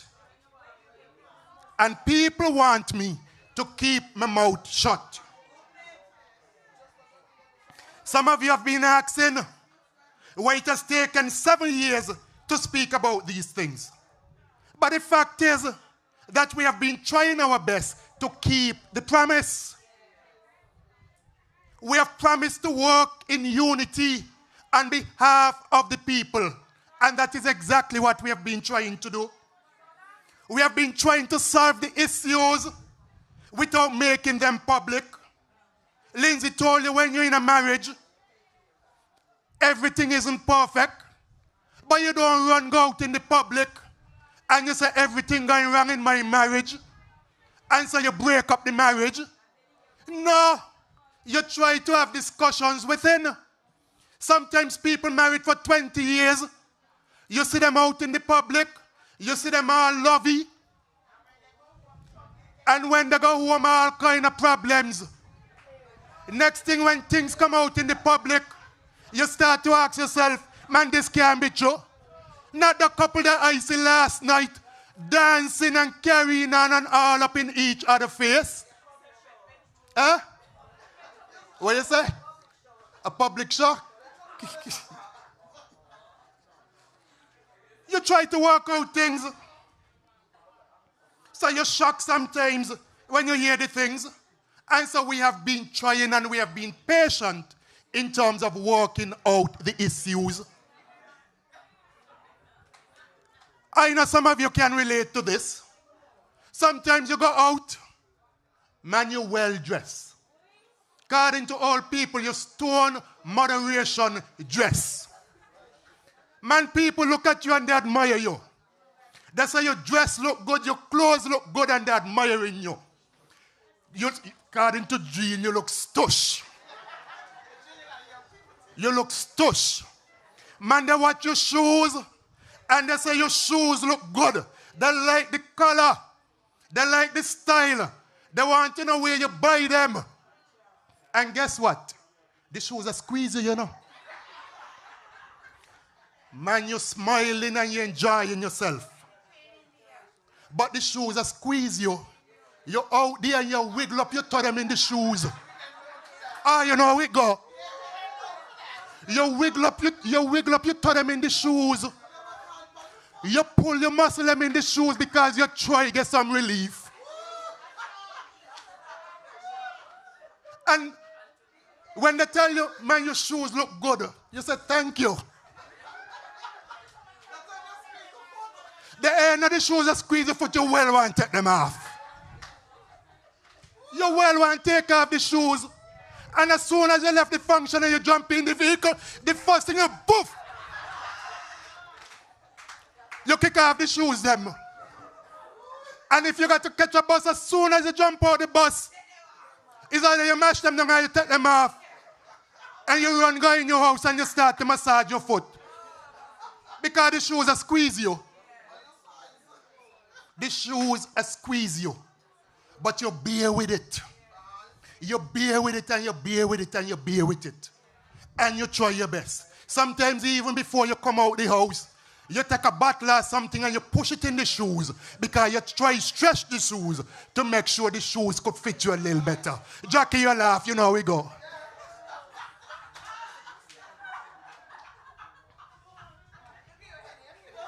You know how we go. You know how we go. You feel the pressure, but you're trying to make things better. You're trying to make things better. But now you start to talk. Everything wrong with you. Everything wrong with you. Now you start to talk. So now a power hungry, a corrupt, a incompetent, a disrespectful, I can't think for myself, other persons leading me. Now, I want to show you all something here. I want you all to look at this picture. Look at this picture. Tell me what you all see in this picture. You all can't make it out? Cameraman, I don't think they could put it up on the screen. But I can tell you all who in the picture. I can tell you all who in the picture. You're correct. You deserve a prize. Lindsay, give the woman their prize. I said, give the woman a prize and tell you clap. Man, give the woman $50. Give a voucher for KFC or something. Come for your reward, Lizzie say Brooks.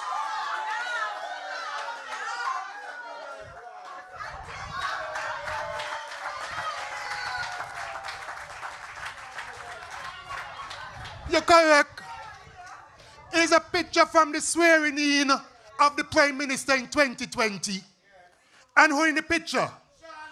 The first lady you seen? The daughter of the Prime Minister. The second person right there? The Prime Minister himself. The third person? The Governor General Sir Tapley. Next to him? Justice Trevor Ward. Next to Justice Trevor Ward, Sean Richards, myself. Next, Ambassador Tom Lee. And the other person, the Cabinet Secretary. I ain't got no more money. But I got next question to ask. What y'all recognize about the picture? Pardon? I am the only minister of government at the swearing in for the Prime Minister in 2020. The only minister there giving support to the Prime Minister when he was being sworn in 2020. I wasn't power hungry then. And they can tell you, when others had issues with him becoming Prime Minister in 2020, I stood up on his behalf and stood my principles in terms of keeping the promise and was there for him to be sworn in as Prime Minister. I wasn't power hungry back then. As a matter of fact, they can say to you that meetings were held. I was offered the Prime Ministership. I refused it. I said I don't want it because I made a commitment going into the election and I stand on the commitment that I have made.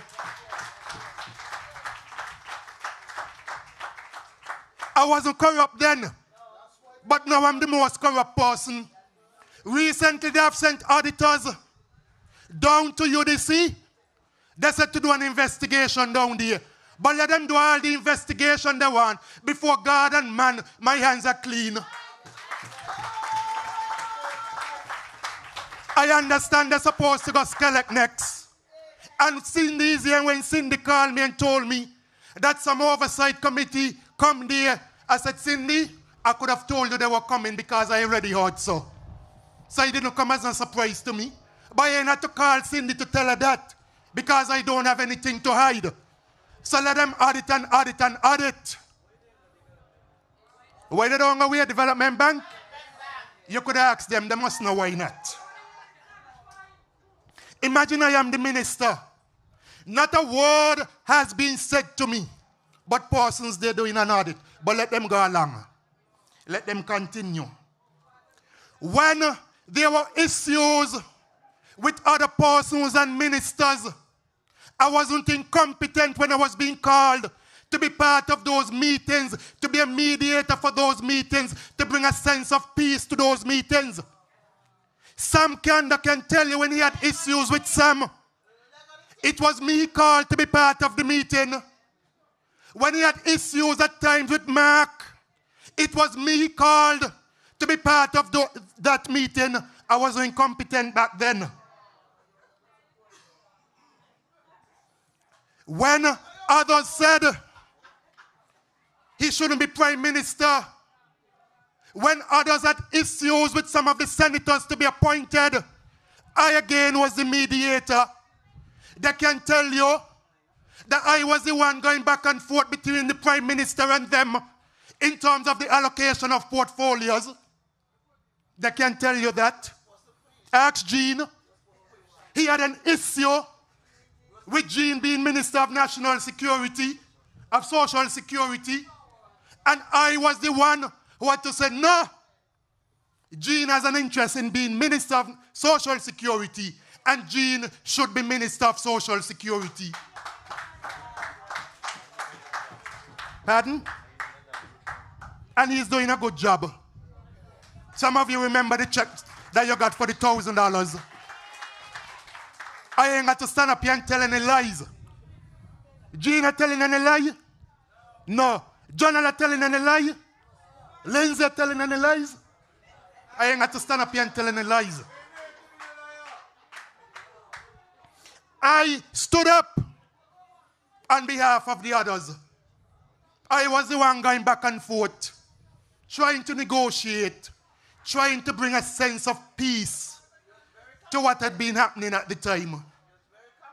Nobody heard me out there in the media saying anything. Nobody heard me complaining. Nobody heard anybody out there saying Sean power hungry, Sean corrupt, Sean incompetent, and Sean this and Sean that. You didn't hear it. But all of a sudden, because Sean is speaking out on matters of principle, everything is wrong with Sean. Well, let everything continue to be wrong with Sean, because I will continue to stand up until the matters are addressed. Tonight, as I close, I said to you, I look forward to your participation here. And I look forward to answering all of your questions. We are here to listen to you. Thank you. God bless you. Good night.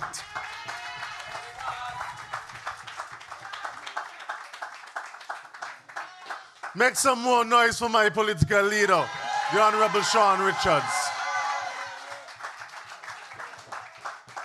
That is leadership. That is leadership.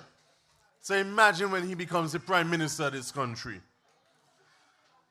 Ladies and gentlemen, this is what we're talking about tonight, real unity. Real unity is not when some people don't want Pam and us to take a principled stand on behalf of you, the people of this country, because they're more concerned about the newly found benefits and what they're going to lose personally. Well, what about the poor people in this country who can't access this step and the PAP so that they could put food on the table for their children? What about them? Well, we're here to stand up for them. Real unity is coming here in Boyd's, in West Bastille, and supporting our sister in unity, and then not going behind her back tomorrow to talk about we got candidate to run against her. That is real unity.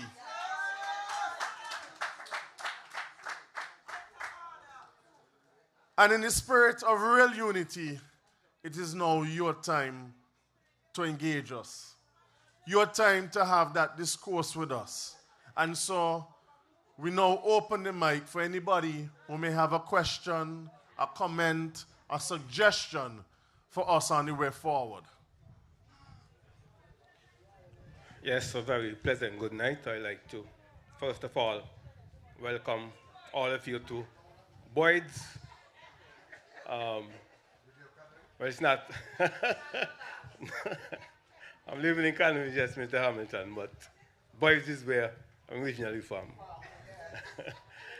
Yes, it's not only Boyd's. Boyd's is a small community as part of West Farm and Palmetto Point. One small, very small community. In Boyd's, for those of you who are into planning events, we have Garvey's just 2 minutes down from here, Garvey's Estate, and we also have Fairview Inn, 2 minutes again, just walk up the road. And just across from us, we have Trinity Church, Anglican Church.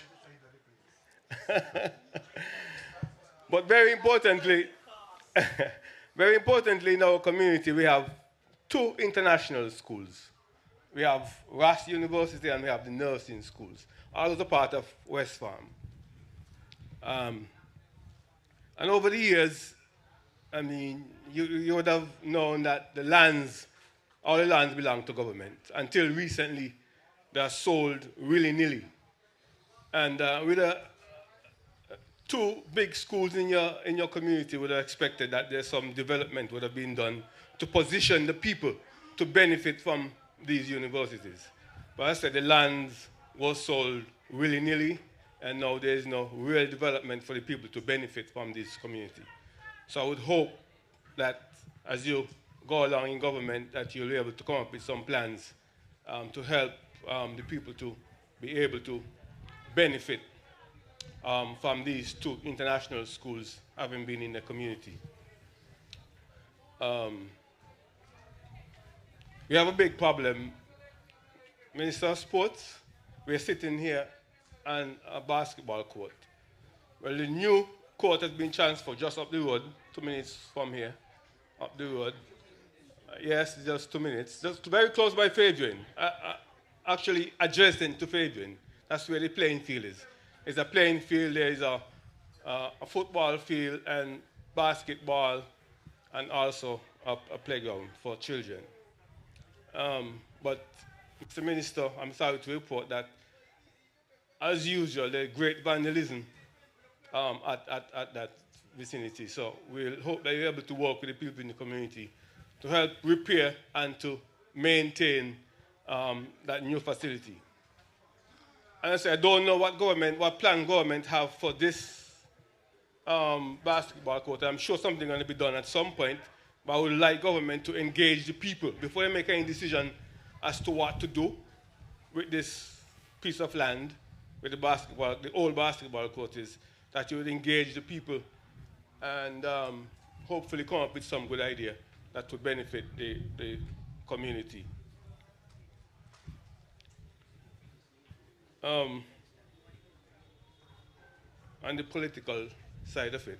Now, I must mention that Dad Lindsay also mentioned that he was born in the area, because this area is known for some cricketers. You might not know many cricketers, but in the 60s, Mr. Grant, Lindsay's father, represented St. Kitts along with two others from this community. And they played cricket in a paddock just across the road there. And that paddock was taken over by government to build houses. And it took a very long time before we were able to get the playing field just up the road there. So I'm happy for that, and I would hope that, as I said, Mr. Minister, that you do something about preventing the vandalism in the area. And a more political point. Just to remind you, we do have other people. Yes. I'll be finishing right now. Mr. Sean, I mean, you really gave some good praises for Vance. I would like to ask you, is there any one quality in Vance that you see as a youngster in the business? Is there one quality in Vance that you see you like to emulate as a budding politician? And what do you think the atmosphere would be like with the meeting coming up? What do you think, with Vance having died recently, do you think that would soften the tone of the meeting? Or do you think it will be a volatile atmosphere, as most people are expecting it to be? Thank you very much. Thank you for those questions. I recognize Mr. Carl Brown. Good night, everyone. Of Central Bastille. Yes. On the Chinese, I want to know when this government is going to put a cease on the Chinese with all these supermarkets, drive-in, mom and pop shops, and all we young and middle-aged and old people businesses out of business.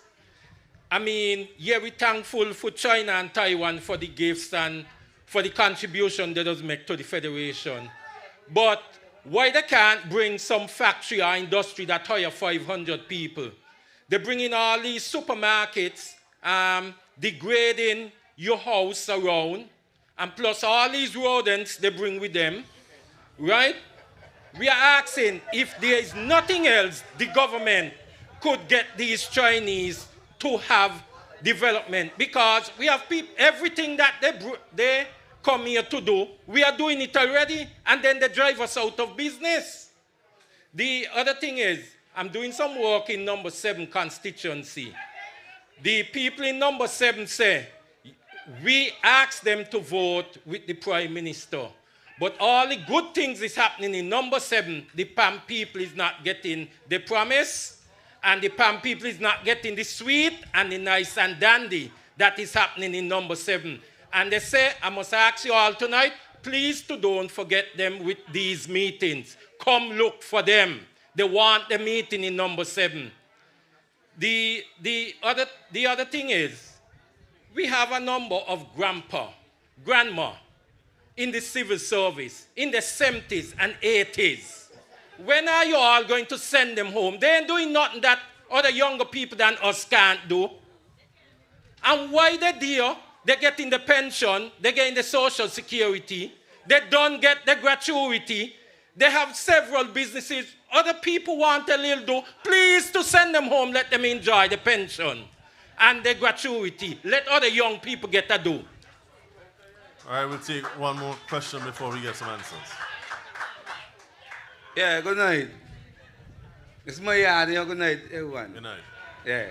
I respect you all, because you all show appreciation to this area, but I want to know what you all got ahead for consistency number 3. You know what I mean? I hear Sean talk about togetherness and how we could build a vibes. You check? So I want to know what I have been planning now to feel a candidate in number 3, to mobilize number 3, to how you all explain it. Because I was listening to all, you understand? I will listen to everybody. You understand? And Mr. Gwan, you and Shana talk some good things. But I want to know what you are going to do. What you are plans. And how quick you are going to do. Because it sounds like things in the air right now. And number 3, you see number 3 naked. You understand? Only you are missing. So I want to know, well, as born and raised in this place, this is my yard. You understand? I want to know, well, look at Mr. Watts. Mr. Watts has been around a long time. And he's a 2-man to hire. So, yeah, so I want to know what fear we are feeling a candidate in number 3 for the challenge. So, you understand? That is my input. Appreciate that. Apart from that, I welcome you all, I appreciate you all, and I give thanks for you all to show up here before anybody else. That means you all got some kind of interest. You know what I mean? Thank you. Yeah, so do something, man. No fear, man. You know what I mean? Thank you. If I go select me to be a community leader, that's good. We go start somewhere. You understand? Are you voting for me? So, you know, we go. Hey, bless up, yeah. Thank you. Let me say thank you to those persons who've come forward so far with questions, suggestions, comments. And just as I give my colleagues a second or two to contemplate the answers, I just want to say that coming out of some of the issues from last week and the 2 town halls in number 4 and number 2, we are looking into the issues that you've raised. For example, last Thursday, there were some concerns expressed in relation to situations within the Ministry of Agriculture. And so we're engaging the minister there to see what issues are and how we can help to resolve those issues for those persons. And so I will start with the political leader in terms of any of the questions that you may want to address. One question that was asked to me is one quality that I would emulate from the late Premier Vance Amry. When I spoke, I said that Vance was a principled person, and as such, that is one principle that I have emulated and continue to build in terms of my own personal and professional life. Secondly, the same individual asks what type of atmosphere expect at the meeting in light of the death of the late Premier. I will begin by saying that one of the reasons, the main reason as to why the meeting has been postponed to Wednesday of this week is that the Premier of Nevis and myself received calls from what I would consider an intermediary asking us to consider postponing the meeting in light of the death of the Premier. It was said that the nation is in a period of mourning, and that is the reason for the suggestion. We respectfully accepted that indeed the nation is in a period of mourning, but we also accept that the nation is also under a period of extreme stress because of the political situation, and that too is extremely important. Hence, we suggested the compromise of having the meeting on Wednesday. We don't accept that the government ceases to function because the Premier has died. The operations of government still continue, and this meeting is critical to the operations of the government. So that is the compromise that we came to. I expect for us to be level-headed in that meeting. I expect for calmness, because if you're going to be discussing critical issues, I think persons have to be respectful of each other, and part of being respectful of each other is listening to persons and giving them the necessary care, the necessary concern, empathy in terms of persons bringing their issues to the fore and possible solutions to those issues. So we keenly await that meeting on Wednesday.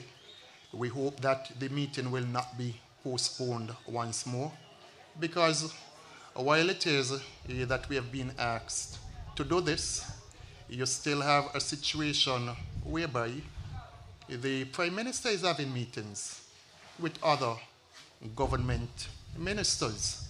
As recently as Sunday, we know that he had a meeting with other persons within the government, other ministers.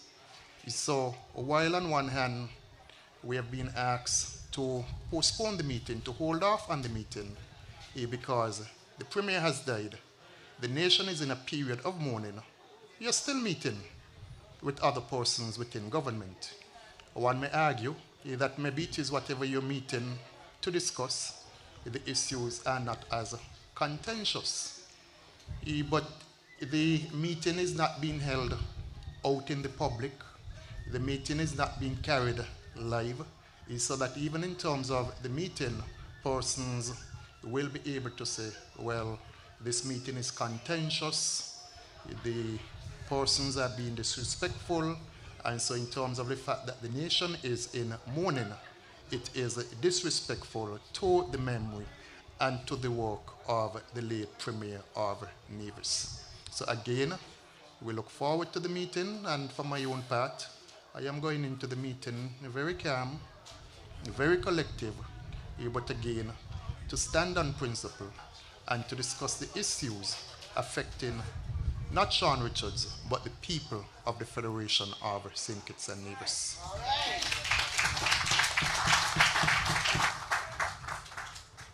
Thank you. I will address the matter of the sporting facilities.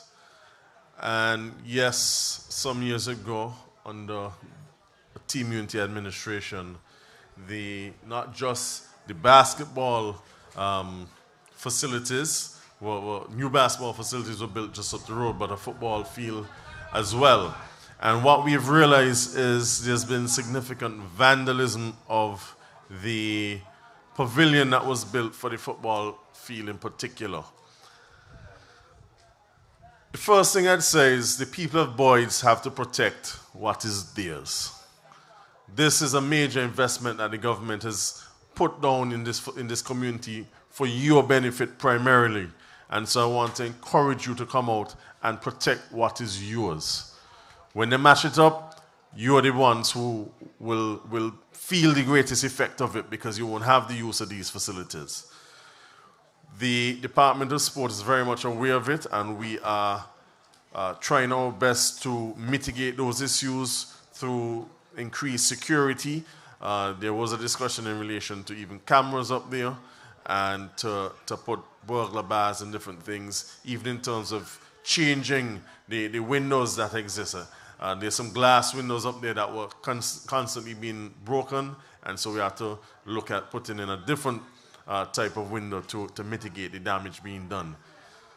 We are committed to doing more work, because there's some work that needs to be done with the wall and all of that, but we know resources are limited at the moment. We have a lot of facilities around, and we are committed to doing what is necessary in short order to address those issues. But in order for it to be sustainable, we need the partnership, we need the help of the community of Boyds to protect those facilities. What happens with this particular basketball court, I can't say right now. It is a fairly decent size facility. We will have consultation with the people of Boyds to see what best suits them. It may be a community center might be what you want here. I think the closest ones are in Lagreet and Challengers, and so maybe that is on the agenda for you. But we will have consultations with you and work along with your representative in Unity to ensure that whatever is done here, it is to the benefit of the people of this community.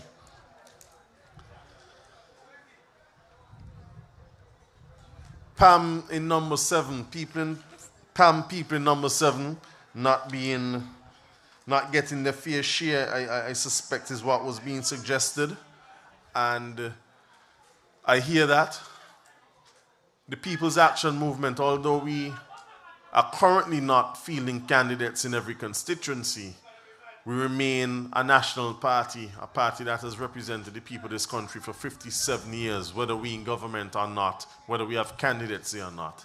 And what we are doing with this series of town hall meetings, and generally what the People's Action Movement has been fighting for, and urging persons to come to the table to ensure that we all keep the promise, is to ensure that fair share for all. Ensuring that PAM people in constituencies 3 and 7 get their fair share. Ensuring that PLP persons in the other constituencies get their fair share. Because let me tell you, PAM people out in the wilderness for 20 long years, and they deserve to get their fair share of this rock. And we will ensure that. A question was asked about the plan for number 3 and candidacy. This is a team. We are part of a team. This government is a team. It is named Team Unity. And as long as we are here in government, whether it's in Team Unity or not, as long as the People's Action Movement is a part of any government in this country, we are going to try our best to do what's in the best interest of all. And so we continue, as I have said, as Sean has said, as all of us have said, to work with our sister in Unity, Akila Byron Nisbet, the Team Unity candidate and the parliamentary representative for this constituency, to ensure that you are afforded all of the necessary resources that you need to do whatever, whether it be schools, sporting facilities, health center, whatever it is. We continue to work as a party's team to ensure that you benefit. In terms of a PAM candidate, we made a promise. We, from the beginning, said that as long as we are a member of Team Unity, we will not be fielding candidates in constituencies in which our partners have candidates. As it stands, according to our agreement and promise, the PLP is fielding candidates in constituencies 3, 6, and 7. And as long as we are part of this coalition, we will not break that promise. we will not field a candidate against them. And similarly, we expect the same from them. And this is why we are saying that where people may be misguided and think that their candidates coming up against General Powell in Central Bastille, I'm calling on the political leader of the PLP, the Prime Minister Timothy Harris, to come out and say, we are not fielding candidates against General Powell. Or Lindsey Grant in number 4, or Sean Richards in number 5, or Eugene Hamilton in number 8, or Shanine Gray in number 1.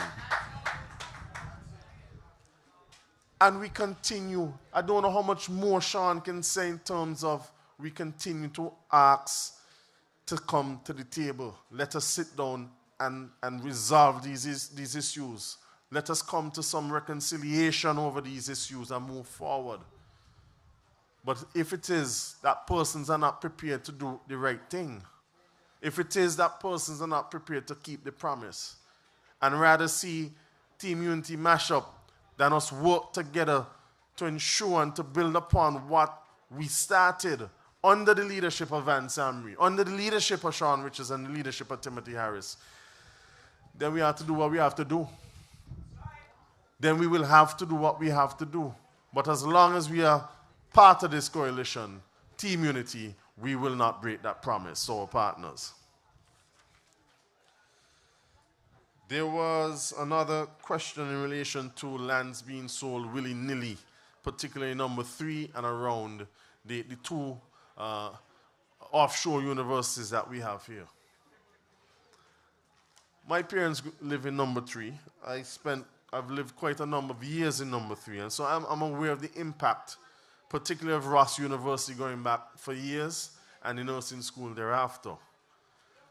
That started under People's Action Movement government, when you had a development bank that was allowing loans or making loans available for locals to build a house in this area with apartments in it, so that they could rent the apartments to students of these schools, which would allow them income to pay their mortgage. They get a nice big house and they pay off it faster because they were getting this income. And that is, I think, just one example of the benefits that these universities bring to these neighboring communities. And I must say, I notice that there's been other development and other talk about a hotel being built and whether or not the rooms in that so-called hotel will be used as dorms for the students. And I think I have the support of my colleagues in saying we must not and cannot allow that to happen. We cannot allow somebody to build a hotel on the premise that this is a hotel and then turn around and have the students renting those hotel rooms as opposed to renting apartments from the people of this country who we encourage to go and take a loan to go and build, who we encourage to go and invest to build apartment buildings to do better for them as locals, for their family and their communities. And so that is our commitment to the people of this country and to the people of this constituency in particular. And while I'm on that, I might as well touch on the matter with the Chinese businesses.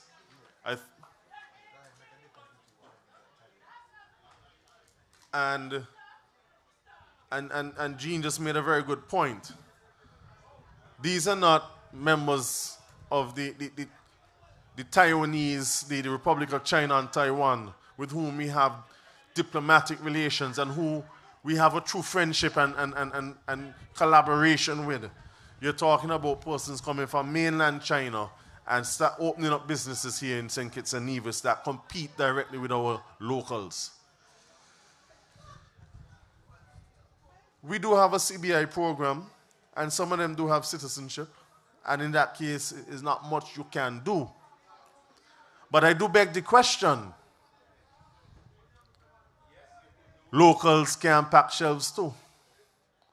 Locals can do the cleaning too.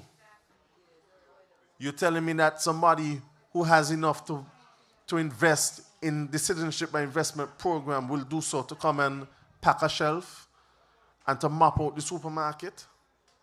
I think not. And these are questions that we need to put like all the other questions we have, to the minister responsible, the Minister of National Security, which is the Prime Minister, to find out how is it these Chinese workers are being able to come in here with or without work permits, I don't know, only he can tell us, and to allow these businesses to flourish and compete with our locals directly. Well, you said they're running us out of business. But, and so, well, hold on. And so, we need to answer those questions first, because we're not against persons opening businesses, but there must be a level playing field. And so while I said that, on the other hand, this is why we want more transparency in the arms of the government, because we believe in making opportunities available for our own people to be able to open up businesses like that before the Chinese come into the community. We want to know what is happening in the development bank and to know how can our people, those who may not be on the peace program, how can those people get opportunities to open up businesses like that? And so you've raised or highlighted an issue that is akin to what we are talking about here tonight, about more transparency in those portfolios held by the Prime Minister, so that we can afford a fair share for all of the people of this country.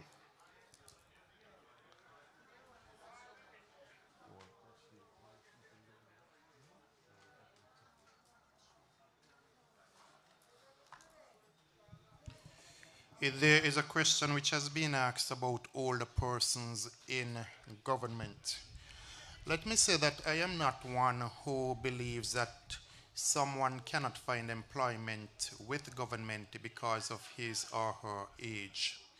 It just as sometimes it is necessary for you to get persons who are skilled in a particular area. Sometimes it is that these older persons have a breadth of experience and knowledge that the government has to rely upon.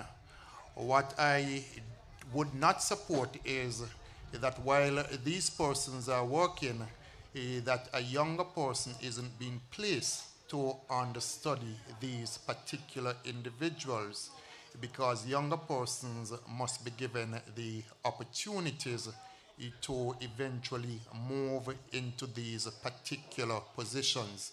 So yes, sometimes you do have a case where you have an older person who may be past the retirement age performing a particular function, but one would have to assess the reasons as to why this particular individual has been employed to do the particular job, in making that determination as to whether or not the individual should be doing that job as opposed to someone else.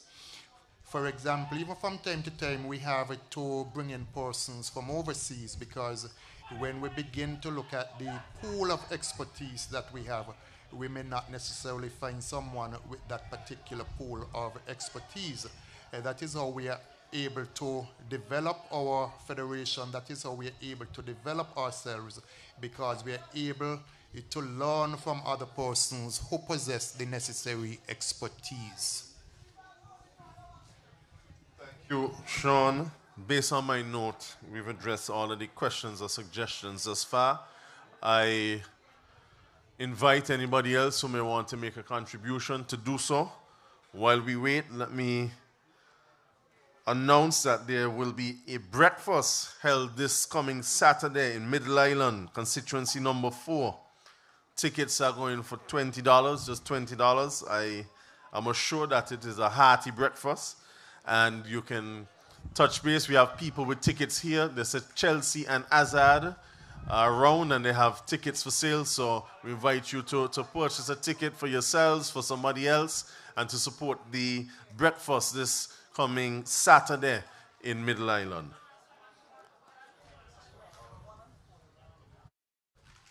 Honorable Powell, I'm glad you recognize something that I didn't mention. The fact that there's no community center in the area. There really is a community center, but it's located in Palmetto Point on the outskirts. So it is underutilized, So what happened? The church began using, just like in Freeman's Village in Bastille, where you have a community center with churches used. It's a similar situation. But I'm glad you recognize the need for one, and one of the places that community center can go is here. I mean, you said it, eh? So, well, I'm glad you said it. But what the minister responsible for that is right here, and I'm sure he took a note. Well, it's very important, because this is one of the areas we are lucky not to be hit by gang violence. This small community, there is no, well, yes, we have to give thanks and praises that we're not hit by gang violence. Well, here, let me ask two more questions to Sean Richards. Sean, there's some people, it's been reported that there's some Palmites who are casting other Palmites, accusing them of defecting to PLP, accusing them of being traitor, simply because they attend a function of another partner, a function of PLP. What's your advice to those people who are casting and assaulting other people, accusing them of being PLP, just simply because they attend a PLP function? And I really like to ask you, Sean, there's some people who feel like you're walking a very tight rope, you're treading a needle, so to speak, because you want to speak your mind, you want diplomacy and you want dialogue, but at the same time, you could go overboard and antagonize the Prime Minister, which would be detrimental to your cause. If you wanted the diplomatic door, to be kept open, if you want the window of opportunity for dialogue, discussion, and diplomacy, of course, you have to give it a chance. You can't go overboard. What do you feel by that? What do you feel about that, Sean?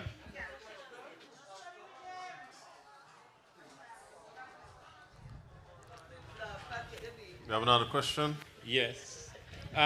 It goes to my boss, Miss Aquilo. It's concerning, well, they can take it to all of them in cabinet. It's concerning the nursing fraternity, the health. We need people to look after our people. We all know it's no secret that for many, many years, many nurses, healthcare workers have been leaving the job. Retirement, resign, find better payment, better jobs, better treatment overseas. What is the concern of many of the people, including we who work in the health profession, is that year after year, you hear a batch of nurses is training, but you can't get a batch of nurses of 50 or 60 or 70. And my concern towards that is we need advertisement, we need some offering, some radio programs, some form of thing to bring, because we have thousands of children leaving school every year. The nursing and the healthcare fraternity is a heavenly job. It takes you almost to heaven. Right? And we have all the good nurses going out and we have very little coming in. The same thing in other areas in the healthcare. Lots of people retiring, leaving, and we have very little coming in. When all of us get sick, we need good, strong, trained people there to look after us. The other thing is, it's concerning solid waste. Mr. Hamilton, when are we going to get a full-time manager at solid waste? And NHC, we hear in all the rumbling in there. When are we going to get a full-time manager there? Lots of these businesses and offices in government, we hear they're having a lot of actors. We need some full-time management in there. We're hearing this hacking. When are we going to relieve the actors them and get full-time managers? Those are my questions. Okay, I don't see anyone else coming forward. I think I can deal quickly with the nurses. I don't think it's any secret that we've had to rely on foreign nurses coming in. And I think the government has been doing, they have been putting effort to try and encourage persons to do nursing here, locals to do nursing. I know under the leadership of the very Sean Richards, who preceded me as the minister with responsibility for education, would have been at the helm of that ministry when the CFBC College really upgraded its health sciences division, and where they have what is considered to be the best simulation unit at the college, at the health sciences division.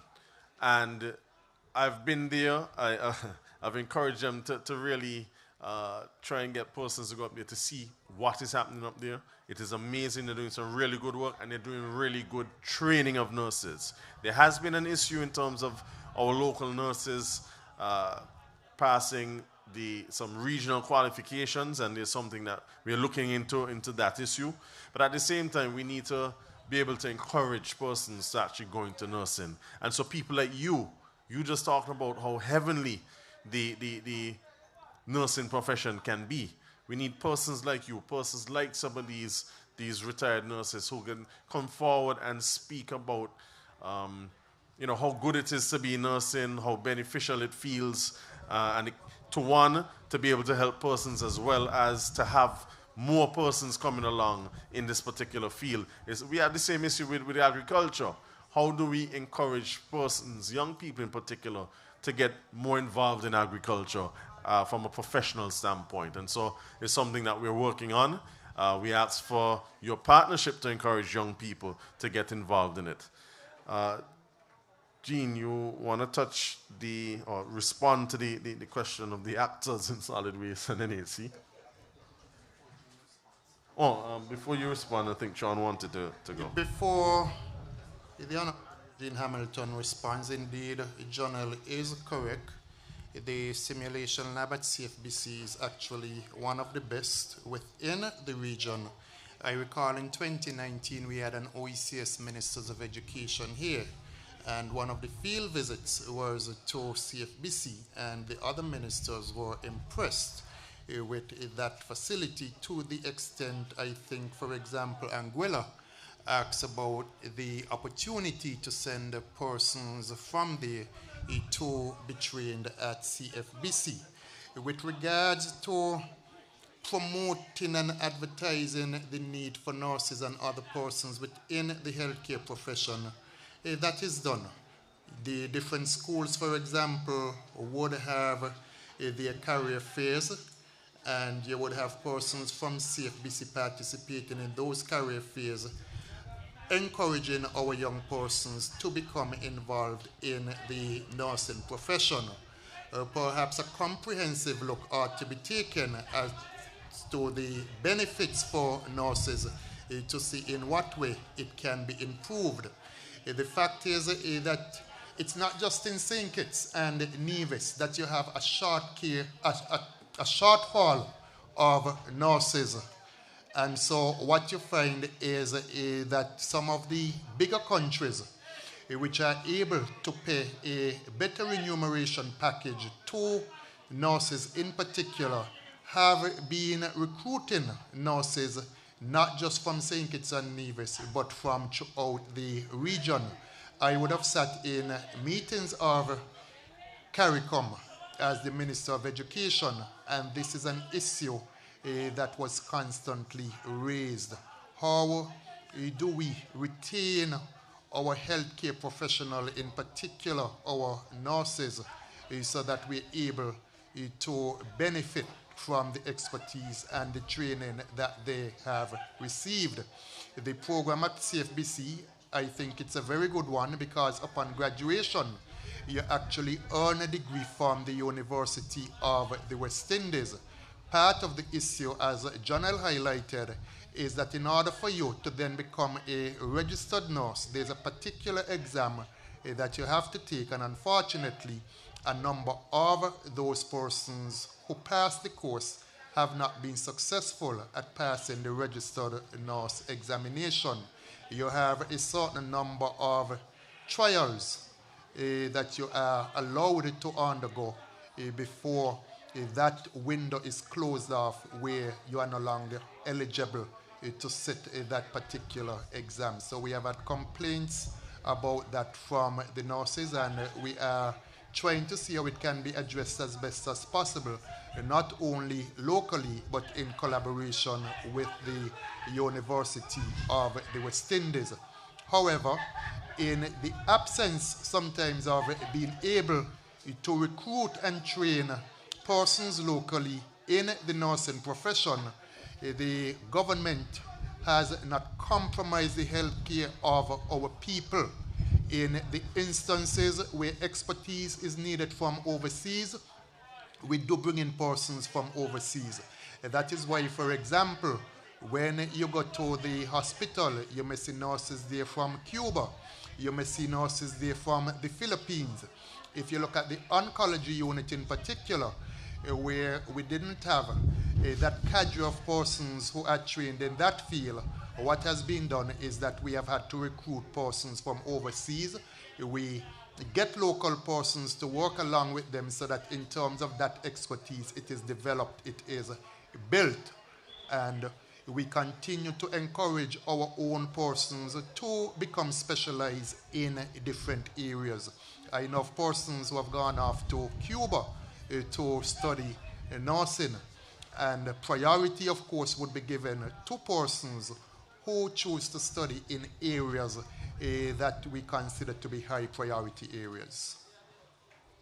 Well, I remember while you're on that point, just 2 weeks ago when I was on that trip to Dubai with the 19 young children, I did get the opportunity to meet with an executive from GE, General Electric.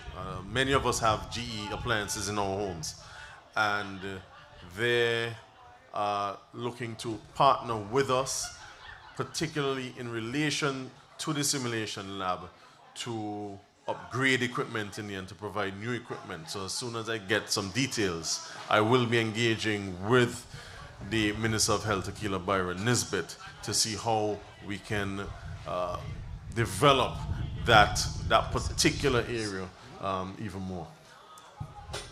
I think the other suggestion that I would want to make on that score is that for far too long, we think of nursing as a female profession.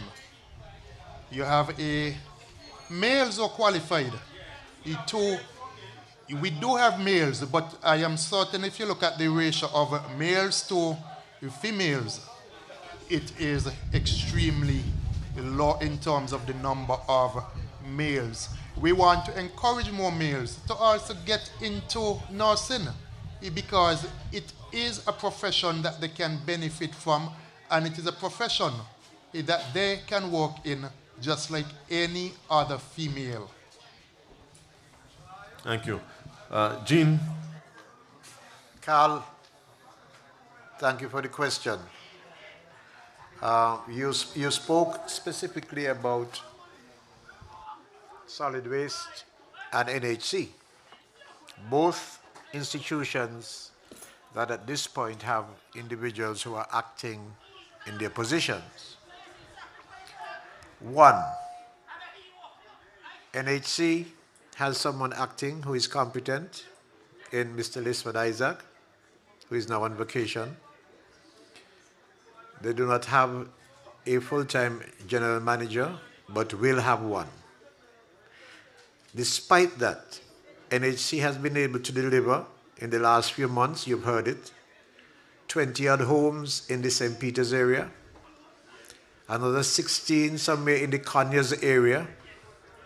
There is no deficiency in the operations of NHC in delivering the products and services that they are supposed to deliver. The appointment of a general manager is in the hands of the board, who will be advertising that position shortly. The last general manager left the job.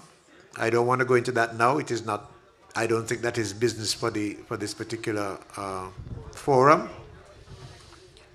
And I have to respect that. They left that job. In terms of solid waste, which you ask about SWMC, Solid Waste Management Corporation has been through a pandemic that has stripped away $5 million of its revenue that it was accustomed to be getting. With the reduction of $5 million of its revenue, solid waste revenue basically is on bare bones. However, solid waste has not one day stopped collecting your refuse and garbage from around the country. Every day it still is taken up. And so the fact that there is no general manager at this time does not make the operation less efficient. In fact, as we speak, solid waste is trying to get some of its receivables from places like the Ministry of Tourism and from such places like the Ministry of Finance, who should make their commitments to solid waste. Bottom line is, the fact that there is no general manager appointed at this time does not make the service any less efficient, because none of you have seen any of the refuse put out by your household left in place. Sean, you had two questions.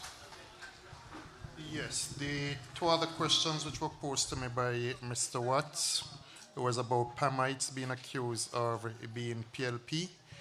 We continue to say to our supporters that rather than tracing persons away, embrace them.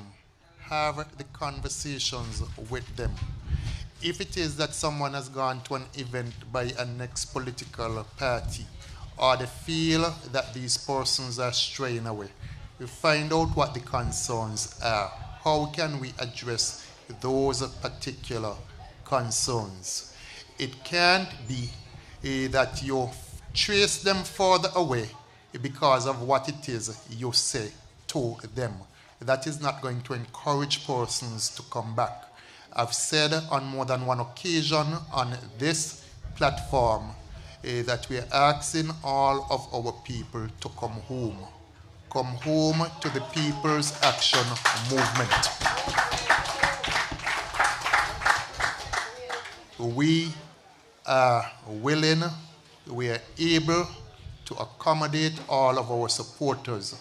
We have always said that this is a party that put people first. We continue to put people first, and we want all our supporters to be part of us. We can only expand, we can only develop politically if we have the benefit of all of our supporters.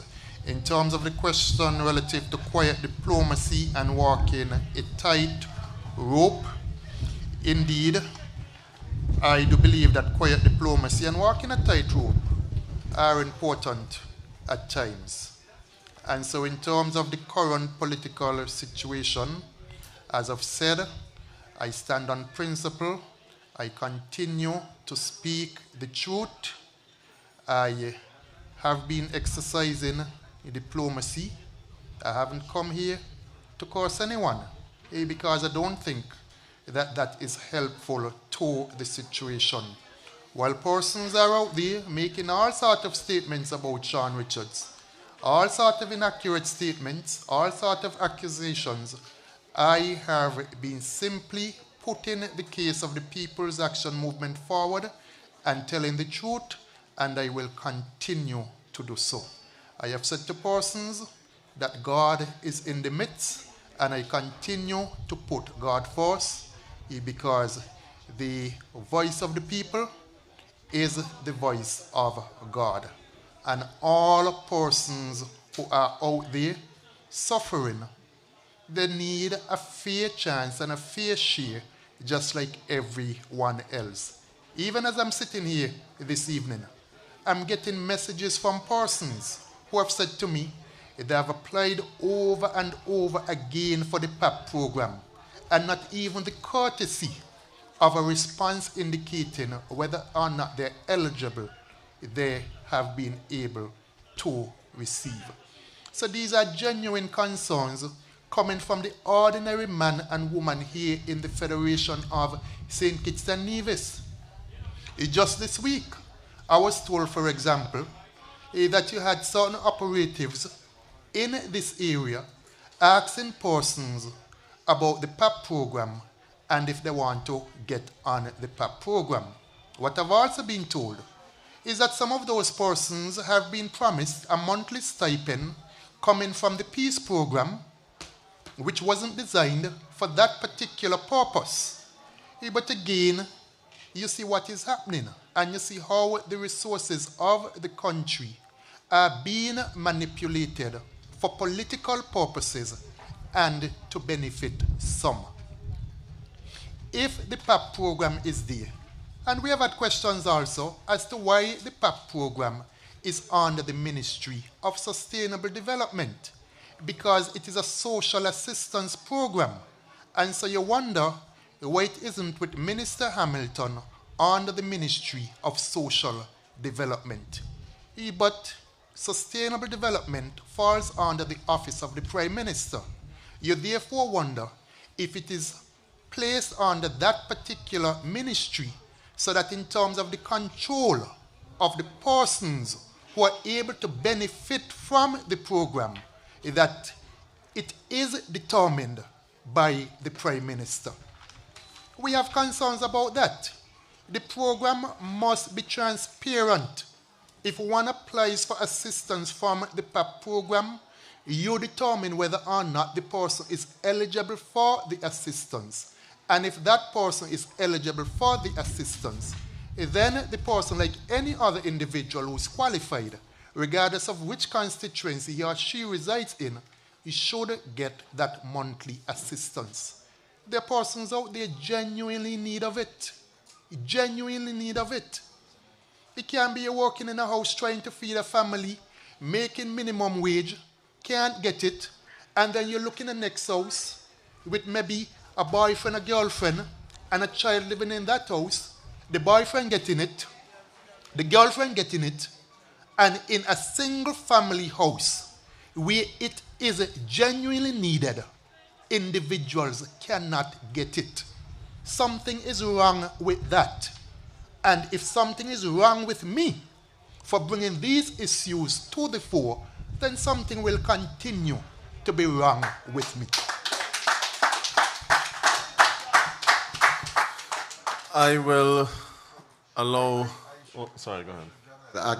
I think Carl may have left, but Carl, I should actually add to my response, is that the 30th of the month was the final day for all applications for the job for the General Manager of Solid Waste. It is now closed, and the team that is going through the interviews have just begun their work to determine who will be the General Manager. I will allow one final comment from the floor before we wrap up. Yes, sir. Randolph Wycliffe McIntosh, proud Sandy Pointer, and Pam since born. Nobody could change that. However, something that will bother me, I would like to find out. Why is it when one get a house through the government, you sit there for months before the occupants can get in the house? That's one of the questions I would like to find out.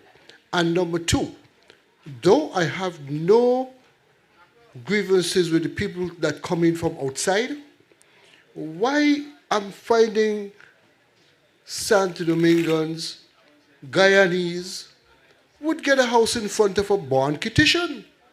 How come? What's the problem? Those are what I want to find out. I would like an answer, please. Thank you, Mr. McIntosh. Eugene, I'll allow you to wrap up. Thank you, McIntosh. The last part of your question first.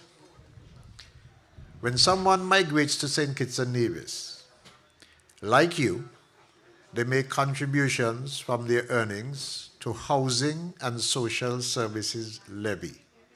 They contribute like everyone else. And so they are just as eligible as the person who lives here all the time and making contributions. If it were not by contributions from income, you could say, I'm selecting who? We have a melting pot of nationalities in St. Kitts today, Jamaicans, Santo Domingans, Guyanese, and others. And like our own people when they went to the Virgin Islands, not because they didn't have a housing program, they were entitled to work in the Virgin Islands and earn and benefit from whatever services. The same is true for here. And it would not be good policy, except perhaps you vote and say, well, don't do that. It would not be good policy to say, you avoid giving any at all to someone because he's from Santo Domingo or because she's from Guyana. So in this unity administration, it is the one that I'm responsible for in housing, I don't see it prudent to leave out persons because they're not born in St. Kitts. I know that we have many Kittitians, more Kittitians living abroad in other people's countries than live here. And I don't know if they want to be ruled out where they live. This is not to say that local people must not get benefits. I'm not saying that at all. I'm just saying it would not be wise policy to leave them totally out. Now, there was a first part of your question. Why houses stay so long before they're distributed after being completed? There are a myriad of reasons. But I'll give you by way of example. There are 16 houses in Conyers, right? They were completed some time ago. But one of the challenges has been road access. A budget was not enough prepared in government to do the roads there. And we were waiting for an opportunity to give out those houses when the roads are in. The decision has now been made to give them out, despite the fact that the roads have not been put in. So the delay there was really caused because there was no road infrastructure in there. I don't know if you're speaking about anything else specifically, but that is one of the things that held back that one in Conyers. The same was true for the one in St. Peter's. They were completed, and I pushed for roads to get there in St. Peter's, the infrastructure, because you did not want any deluge that we have of rain to draw the debris from the higher elevations and cause destruction where persons already have their homes. That is likely to happen in places like Conyers if we don't move quickly to put roads so that the water can be channeled down towards the sea. That's the only challenge that I see. I don't know if you see any other areas that are in delay, but that's the normal run of things which can delay the distribution of houses. Thank you. Gene, thank you to all those who would have asked questions, made comments, made suggestions. Before we wrap up, I will now call on a young Pamite from constituency number 3, Ms. Malaika Howell, to give the vote of thanks. Give her a round of applause, please.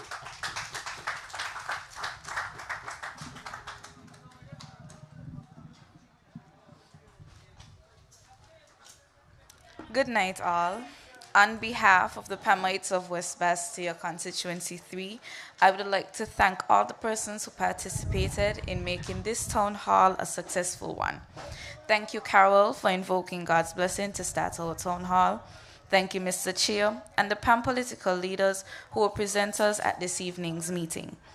a heartfelt thank you to all those members and friends of the People's Action Movement who took time to attend this town hall meeting in person. Thank you also to all those who viewed on various social media platforms or listened on radio. Thank you is also in order for production team who has used their technical skills to put everything together. Thank you very much to everyone for coming this evening. Have a safe journey back home. God bless.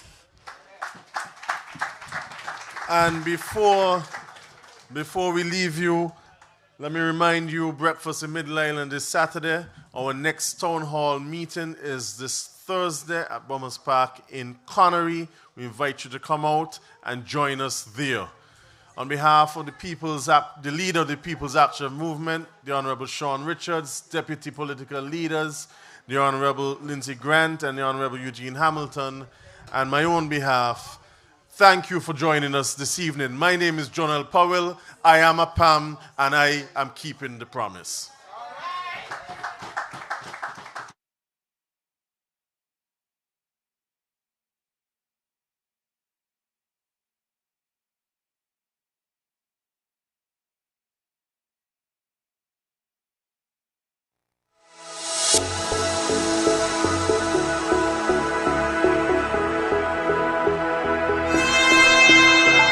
Ladies and gentlemen, members and friends of the People's Action Movement,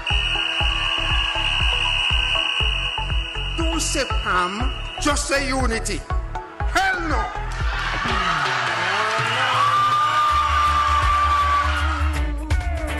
East Bastia, are you ready for me?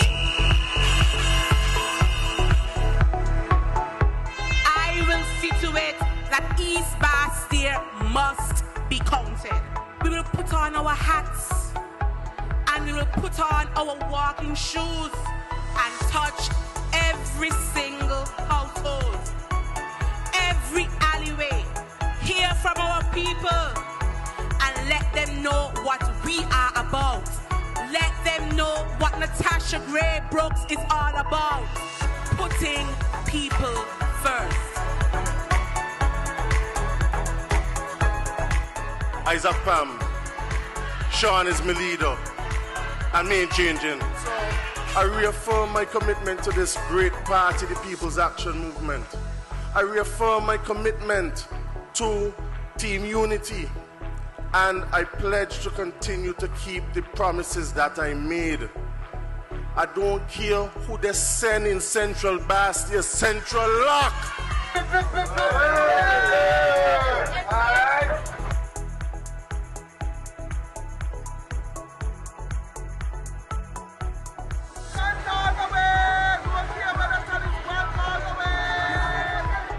A convention to reflect, to think.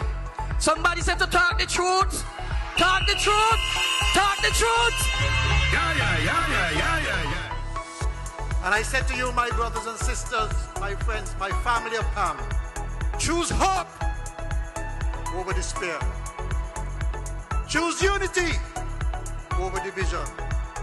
Choose inclusion over exclusion. Choose servant leadership over dictatorship. Choose integrity over dishonesty. Choose the People's Action Movement in this constituency.